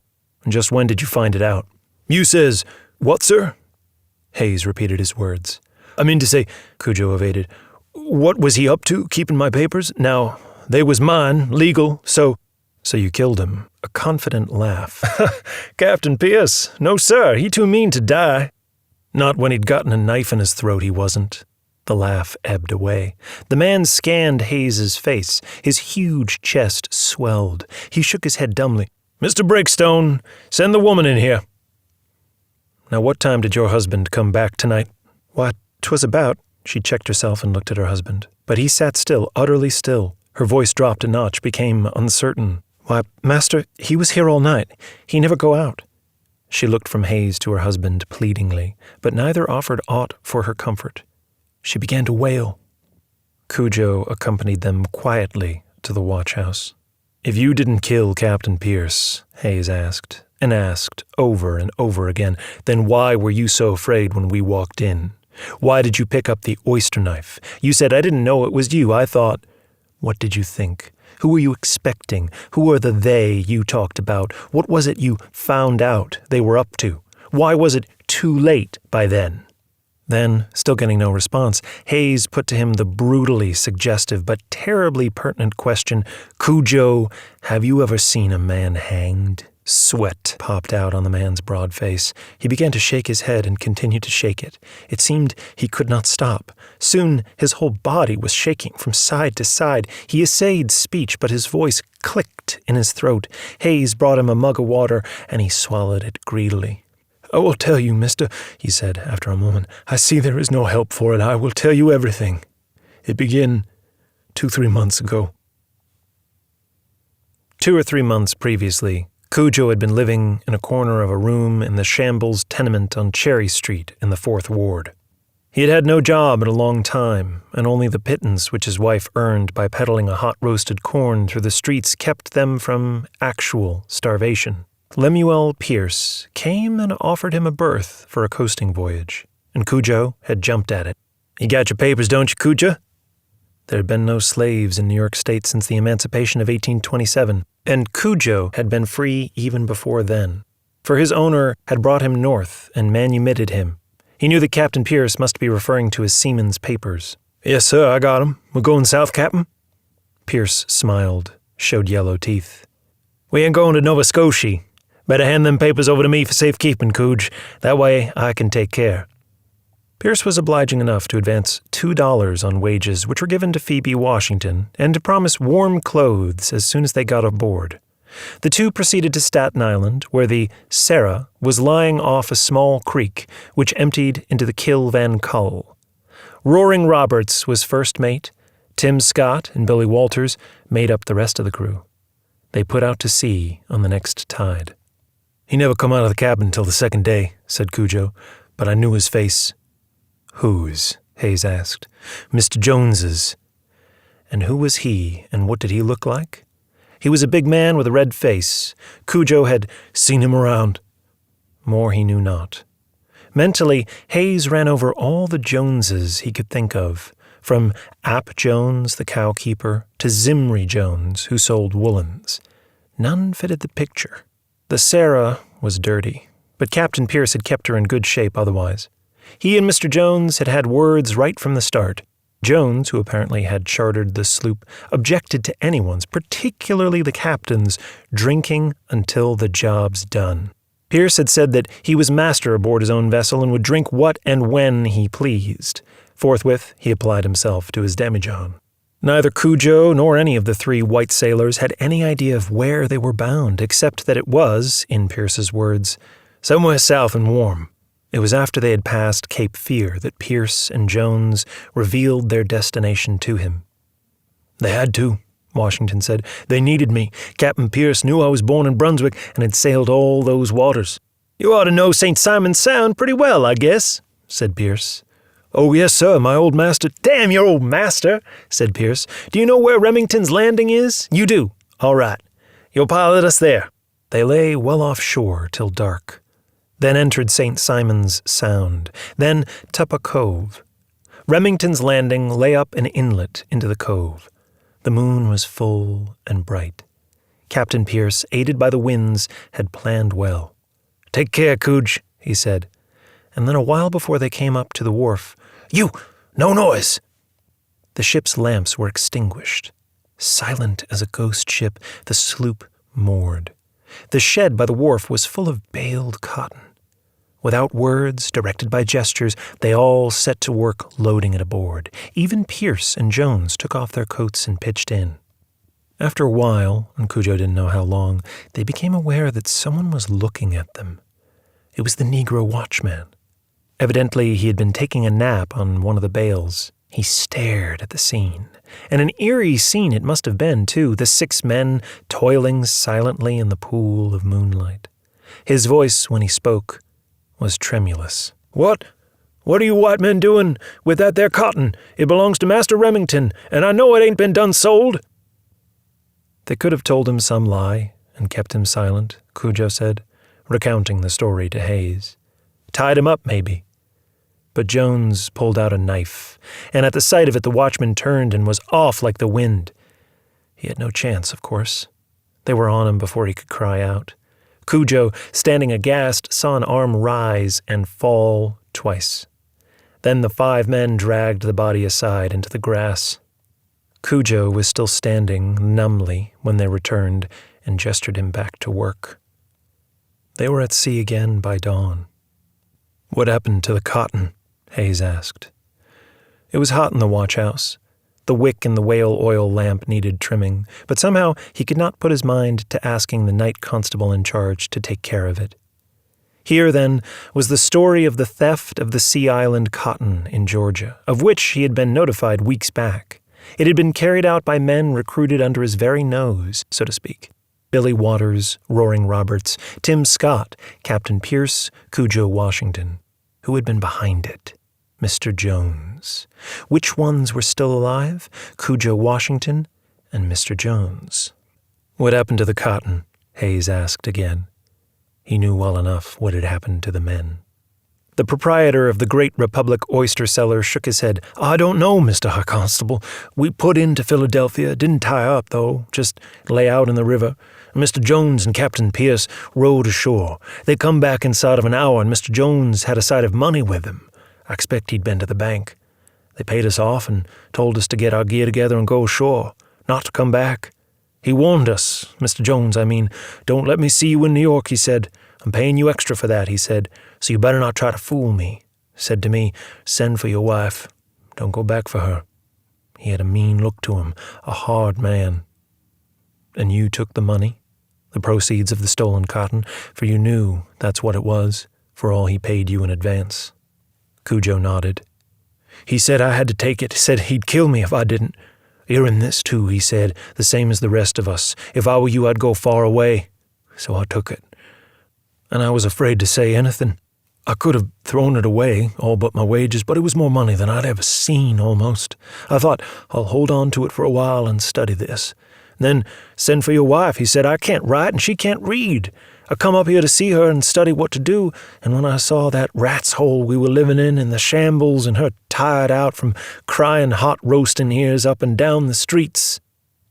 He had succumbed to the temptation and had used the money to fit up the oyster cellar. A sailor's life was hard and usually not a long one. The rest of the story was easy enough, in part, for Hayes to imagine. One by one, the 3 other sailors made their way back to New York in defiance of Mr. Jones's warning. One of them must have preferred to spend his share of the crime in Philadelphia, or, Hayes remembered the worn shoes found on another's feet, or in some other place no closer to New York. Jones must have been a fool to think they would stay away. As soon as their money was spent, they must have tried to blackmail him, tried alone, almost certainly, not in concert, for each had been killed alone and separately. Perhaps Jones hadn't even known that Cujo had returned to New York. What happened on the sloop tonight? Hayes asked. Somewhere off in the city, a church bell sounded the hour. How quickly the night was passing. Washington had forgotten to ask for his free papers in Philadelphia. Presently, he remembered, but did nothing. If he needed them by some dire chance to go to sea again, he could get another set. Chiefly, though, he worried about their remaining in the hands of Captain Pierce. Captain Pierce, whose evil reputation he knew as well as Hayes did, and whose evil nature he knew even better, having sailed under him. But Pierce was off in Perth Amboy, having the Sarah overhauled.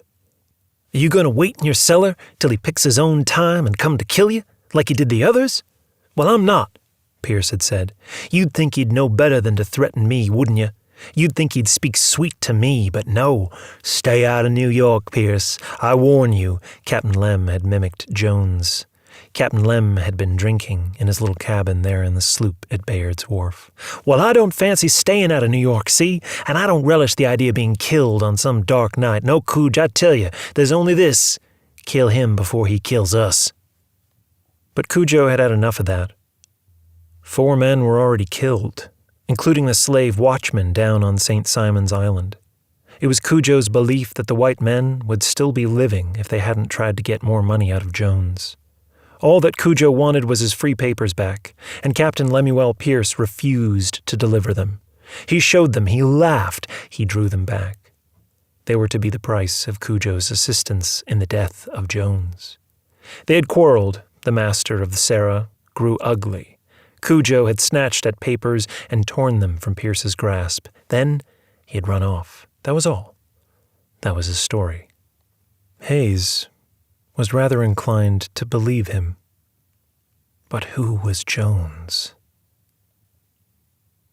A few hours of sleep and the high constable was up and on duty again. As soon as breakfast was over, he stalked downtown on his way to Terwilliger's place of business. Old Nick would be pleased to know that the matter of theft of the Sea Island cotton from St. Simon's had been solved.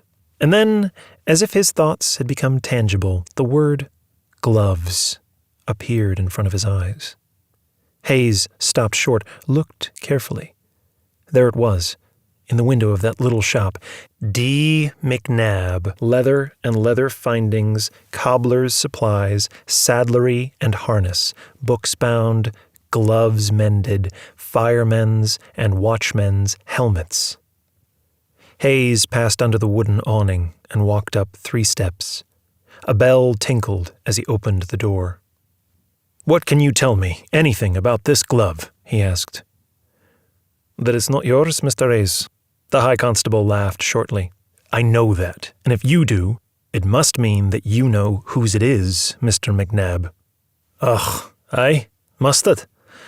It's nae muckle thing to ken whose hand fits a glove and whose doesna." And as Hayes digested this and ruefully admitted the man was right, McNabb said, "But it sae happens that I do ken whose it is, for I mended it mysel. And what's more, I mended another for the same man, slashed across the palm it was, and handed it back not an hour sin." Not trying to conceal his excitement, Hayes leaned across the counter. "What's his name, McNabb?"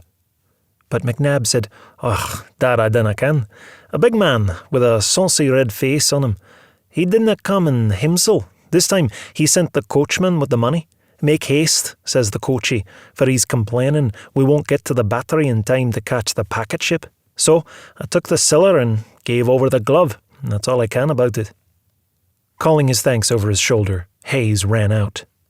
It took 3 cabs, one after the other, to get him to the battery without the horses foundering, and all the clocks along the route displayed each a truly Republican and Democratic spirit of independence, no two agreeing. He was in constant agony that he might not make his destination in time. He pondered, not for the first time, on the absurdity of the head of the only effective police force in the state, if not the nation, being dependent on common carriers to convey him wherever his own feet could not. He allowed himself the uncommon luxury of a dream. A light carriage, the property of the watch, drawn by a team of swift and strong horses, ditto. But it was only a dream. Economy in government was the official policy, except, of course, where official corruption was the cord. So far, at any rate, the Sachems of the Tammany wigwam had refrained from taking over the watch, which meant economy. Blocks before the battery he began to groan, for the crowds streaming away meant that all the farewells had been said and the ferry for the packet ships had already left. The spectacle of the speeding cab, though devilish little speed could it manage in these crowded streets, despite the fact that Hayes was standing half up and gesturing other vehicles aside, attracted the attention of the crowd, and there were loud comments, most of which contained the words, "Old Hayes!" He leapt from the cab as soon as it drew up at the wharf and dashed through the lingering groups of people. A corner of his eye observed 3 known pickpockets, but he did not stop. That is, he did not stop until he saw that the ferry had gone so definitely that he could not even pick it out amidst the throng shipping of the harbor. As he drew up short, dismay large and plain upon his rugged face, a fierce and stalwart young man with cold blue eyes and a rather hard-looking mouth appeared out of the crowd and demanded, "What's up?" "Oh, Cornel, I've got to get aboard the packet ship before she leaves." "Which one?" "2 bound for Liverpool, 2 for New Orleans, and 1 each for London, Havre, and Charleston. Take your pick. I've got a steam launch." "Which one, indeed?" Liverpool was the cotton port of England, and Jenkins had done business with the captain of one of the Liverpool packets at any rate, but through the noise and clamor he heard, as if in his ear, the voice of Mrs. Jenkins. Mais, oh, la belle France! The Havre packet, Cornel. That'll be it. But can we make it in time? With a flurry of oaths, Cornel declared that he would soon put Hayes aboard her, and ripped out orders. Almost at once a small, trim steam launch appeared, and they stumbled into it. Cornel took the wheel himself, and in another minute the paddles were thrashing, and the whistle was screaming. "Damn my tripes," Cornel shouted. "This is like the old days. Remember when I was captain of old Gibbon's steamer, hey?" Hayes nodded. "In open violation of the monopoly that New York State had given Livingstone and Fulton," he pointed out. "Wherefore it was my plain duty to arrest you. I told you I'd do it if I had to carry you ashore. I did do it, and I did have to carry you ashore." Cornel roared with laughter, damned his tripes again, and various other things, swore luridly at the pilots of any vessel which did not instantly veer out of his way at the sound of his whistle, and in very short time they had beaten a white, frothy path across the blue waters and were in the cool shadow of the huge ocean-goer. "Ahoy! The Hannibal packet!" Cornel shouted, his crewmen seizing the ladder, which was still down, to let the pilot off with the boat hook, then quickly fastening on with the line. A row of curious faces looked down at them from above. Cornel and Hayes clambered up the ladder and confronted the somewhat astonished captain. Hayes lifted his staff of office. His eyes picked out one face from the crowd, and a thickly packed crowd it was, too, for few had chosen to go below and miss the passage down the bay and through the Narrows. It was a face easy to pick out once it had been described. "A big man with a red face," Cujo had said. "A sonsy red face," was McNabb's description. Hayes wondered at his never having made the connection. "What brings you aboard, Mr. Hayes?" asked Captain Delano. "A desire to ask a question or two of your passenger. Here." Hayes stopped in front of the man, who greeted him with the same affable smile he had worn at their previous meeting. "Good morning, Mr. Hayes. Have you had any success in your quest for information about Nankin?" he inquired. "Good morning, Mr. Jenkins. Yes, I have. Do you know this glove?" For just a fleeting second the smile seemed to slip. "No, I'm afraid I don't." "Try it on," said Hayes. "Let me have your left hand." Jenkins drew the hand away, and Hayes caught it. For a moment they stood face to face, breast to breast, hand to hand. A little breeze blew across the deck. No one else spoke. Jenkins was a large man, and a powerful one, but still, slowly but surely, inch by inch, Hayes drew his right hand back, and clenched in his right hand was the left hand of Mr. James Jenkins. Suddenly Jenkins laughed. "An odd jest, sir, but I'm willing to oblige you." His resistance ceased, and he held out the reluctant hand, clad in a fawn-colored glove. For all his amiability, he moved slowly. But the fawn-colored glove came off, and the glove Hayes held out, one of gray leather, went on. "Now, sir, are you content?" Jenkins demanded, still smiling. "Perfectly." Hayes held out his high constable's staff.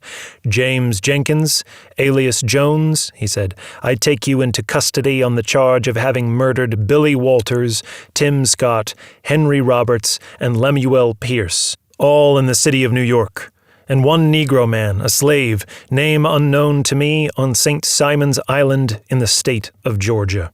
The smile entirely left Jenkins's face, which had gone white. Then the color came flooding back, but not the smile.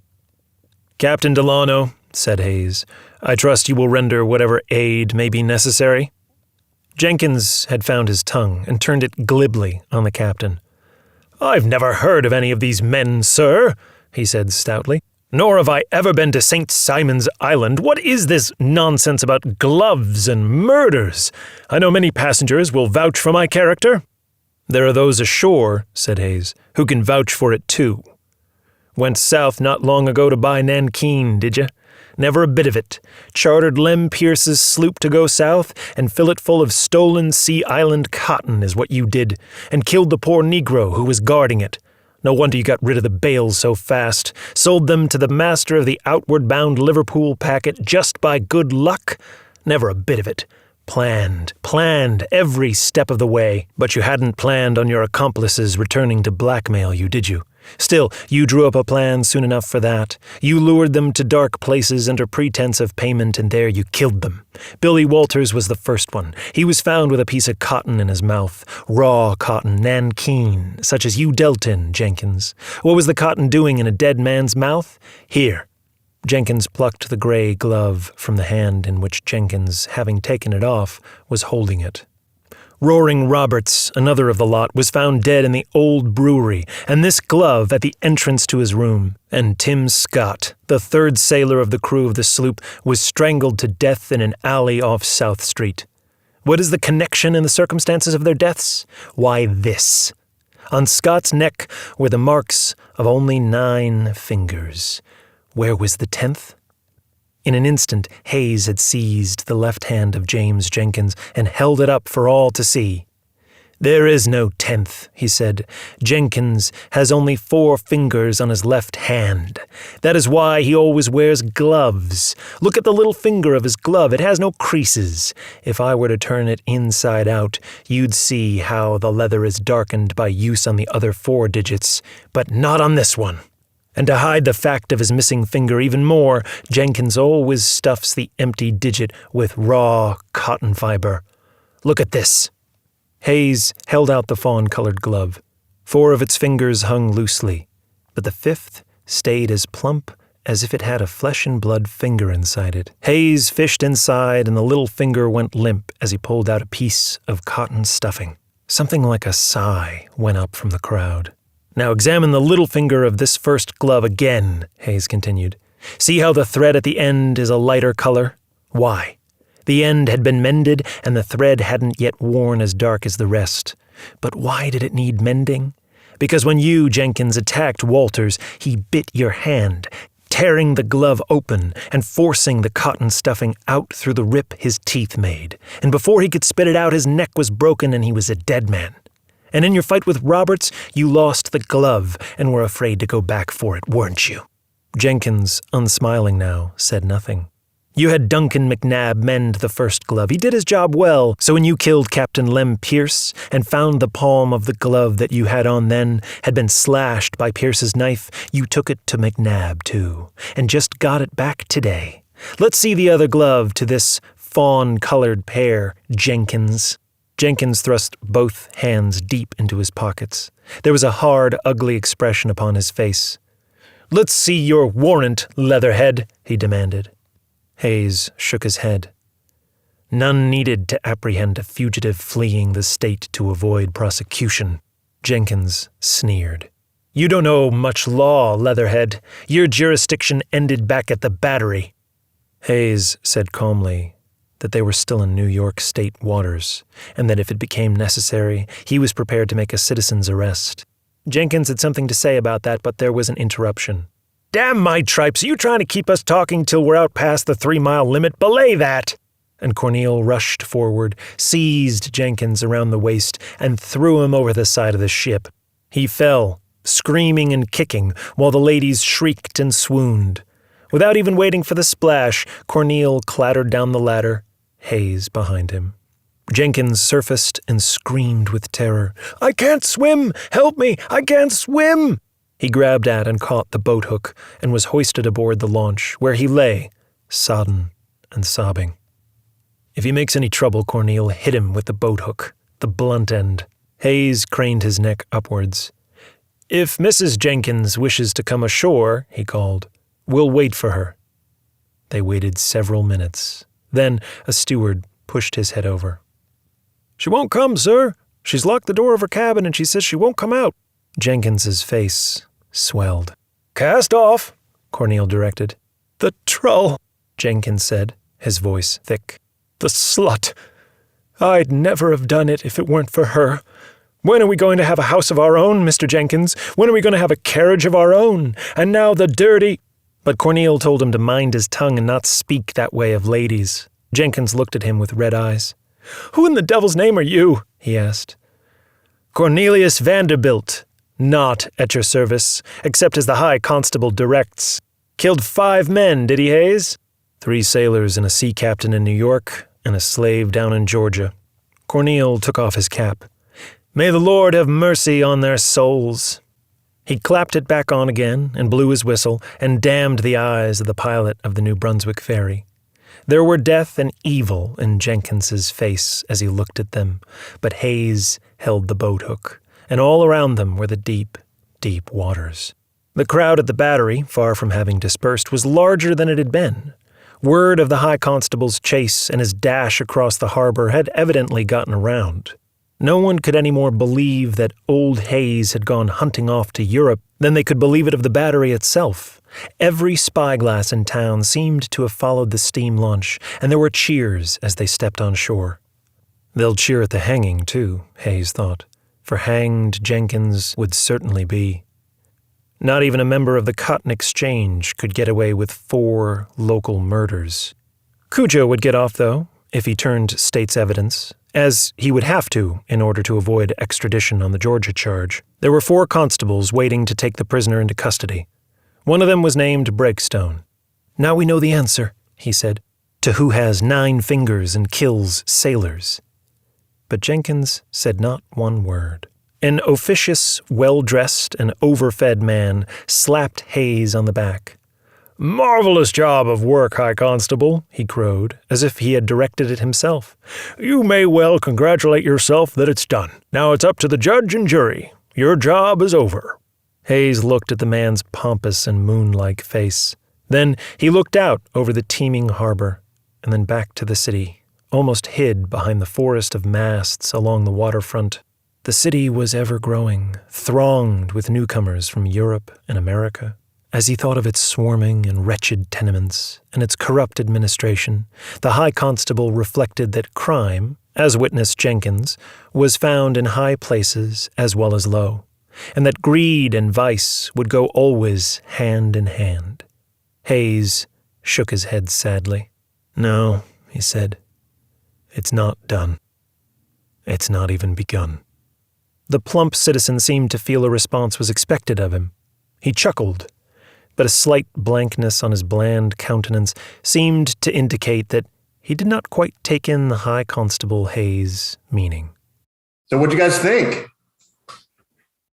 Well, it's a great story. It's a lot of fun. I mean, the period detail is very convincing to me, though I'm not an authority on the subject. The language feels right. A lot of the details, feel right.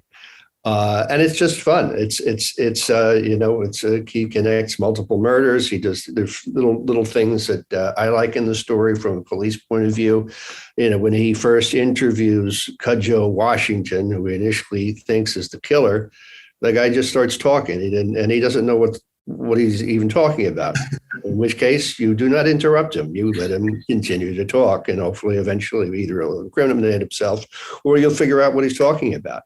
So details like that, they're very his close attention to small details is significant, because you really, none of the things we rely on now, from fingerprints to cameras to any of that stuff, that forget about it. You couldn't even see at night. You had, it was a dark city. We went from whale oil to gas lamps. It's still, you're not going to see much when the sun goes down.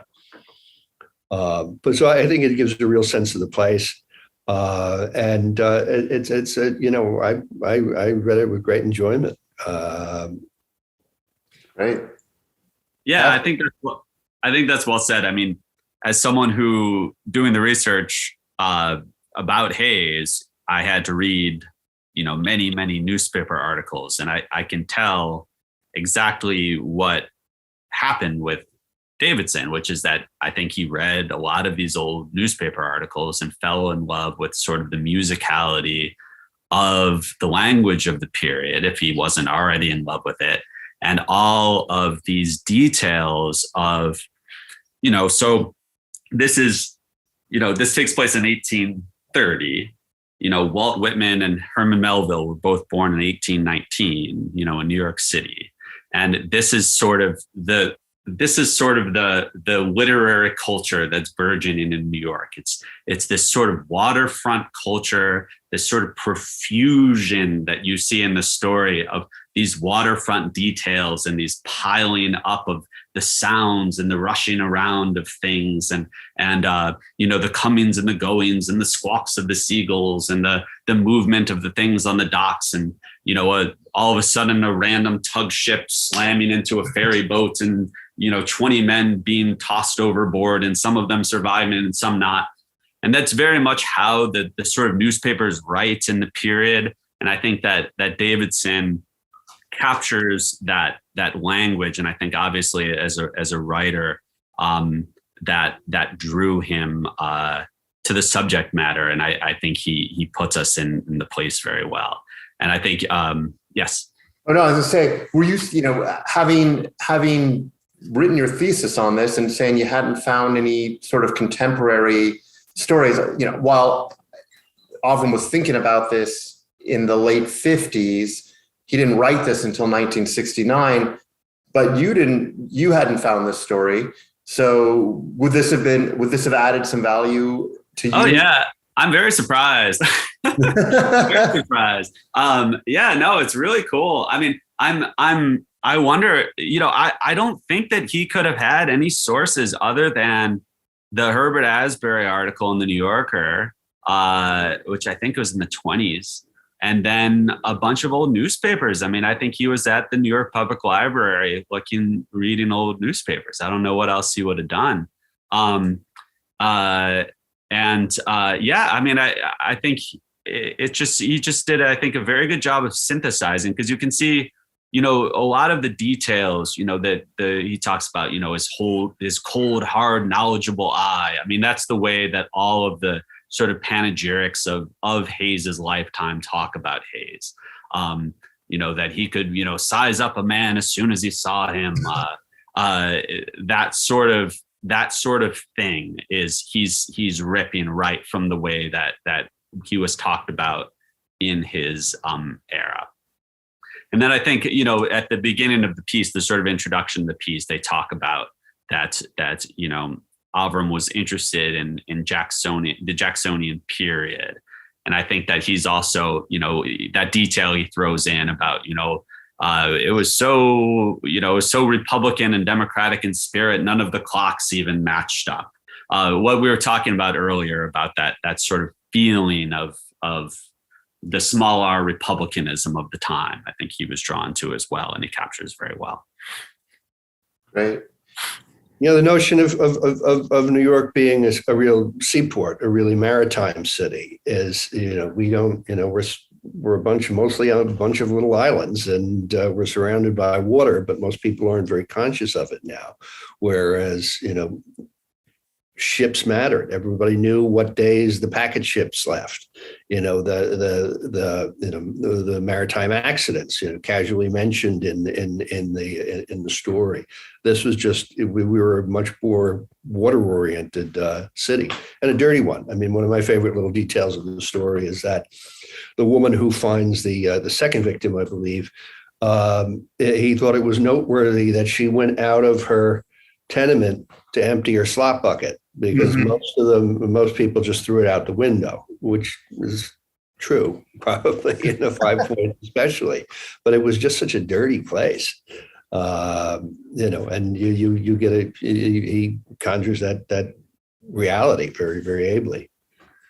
One of the things that struck me sort of similar to today were the descriptions in the newspaper of the crime, and how each one described the same event so differently, and how, regardless of your political view, how, today still everything is described completely differently depending on which paper you're reading or which news channel you're watching. I mean, to me, that was kind of fascinating, that maybe things aren't that much different now as they were then. I don't know.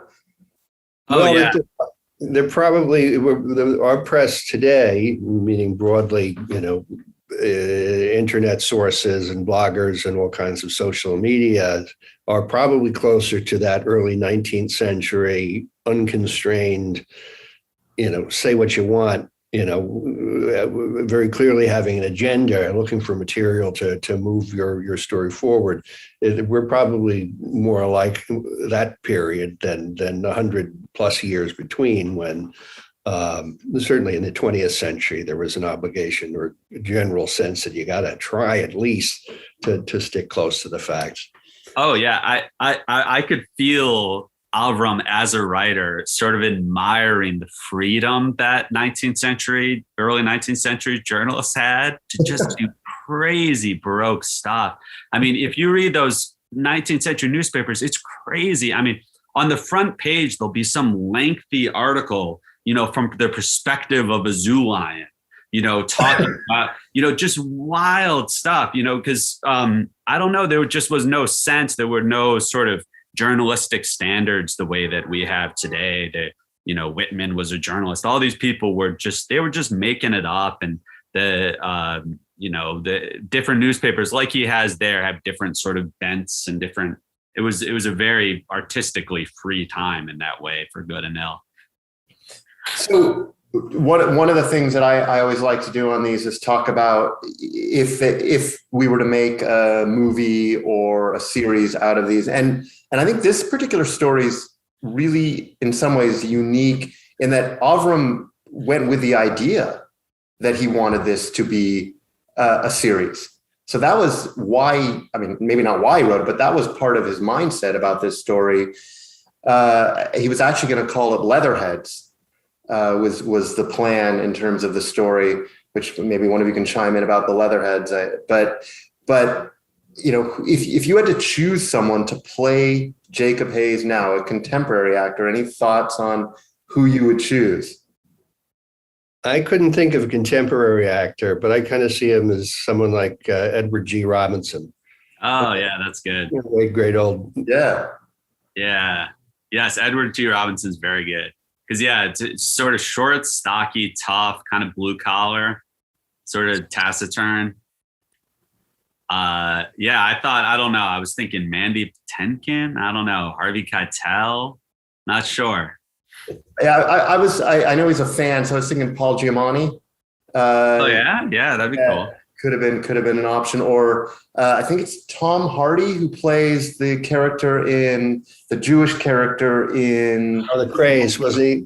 He was both Craze, I believe he was, and he's he was the Batman villain. Yeah, exactly. Okay, all right, sure.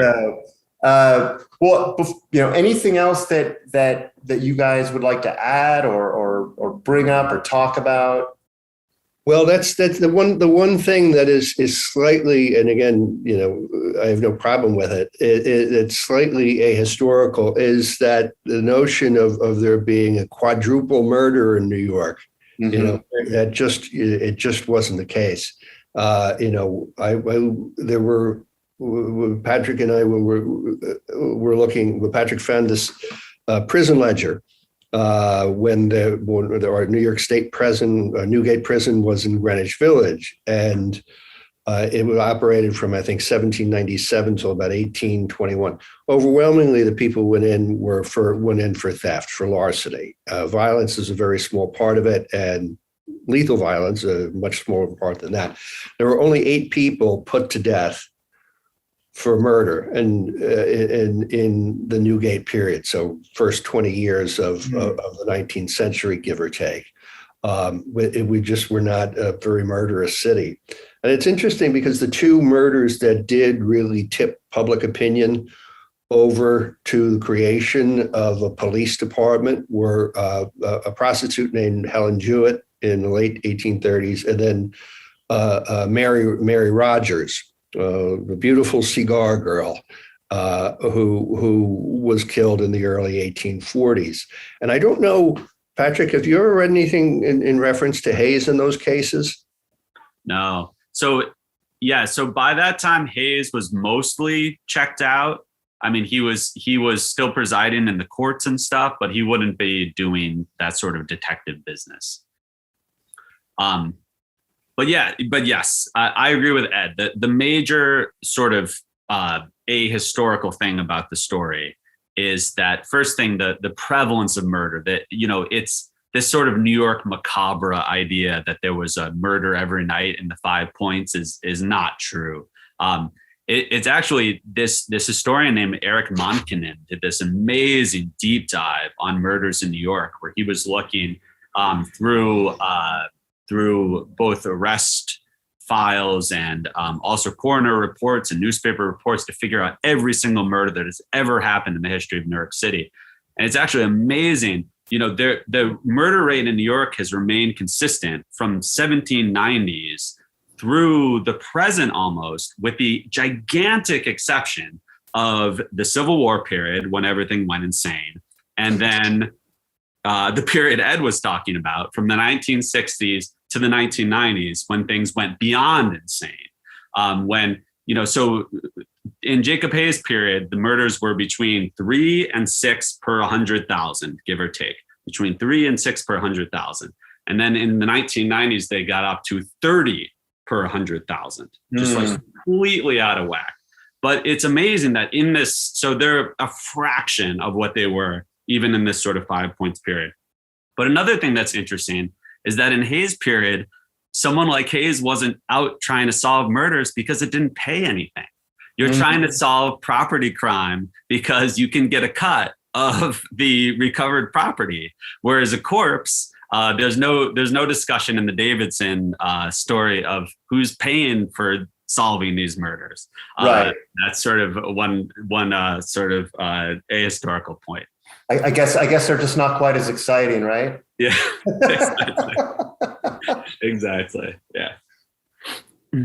Well, I cannot thank you both enough. This was fantastic. I mean, a real pleasure. I'd love to stay in touch. Thank you.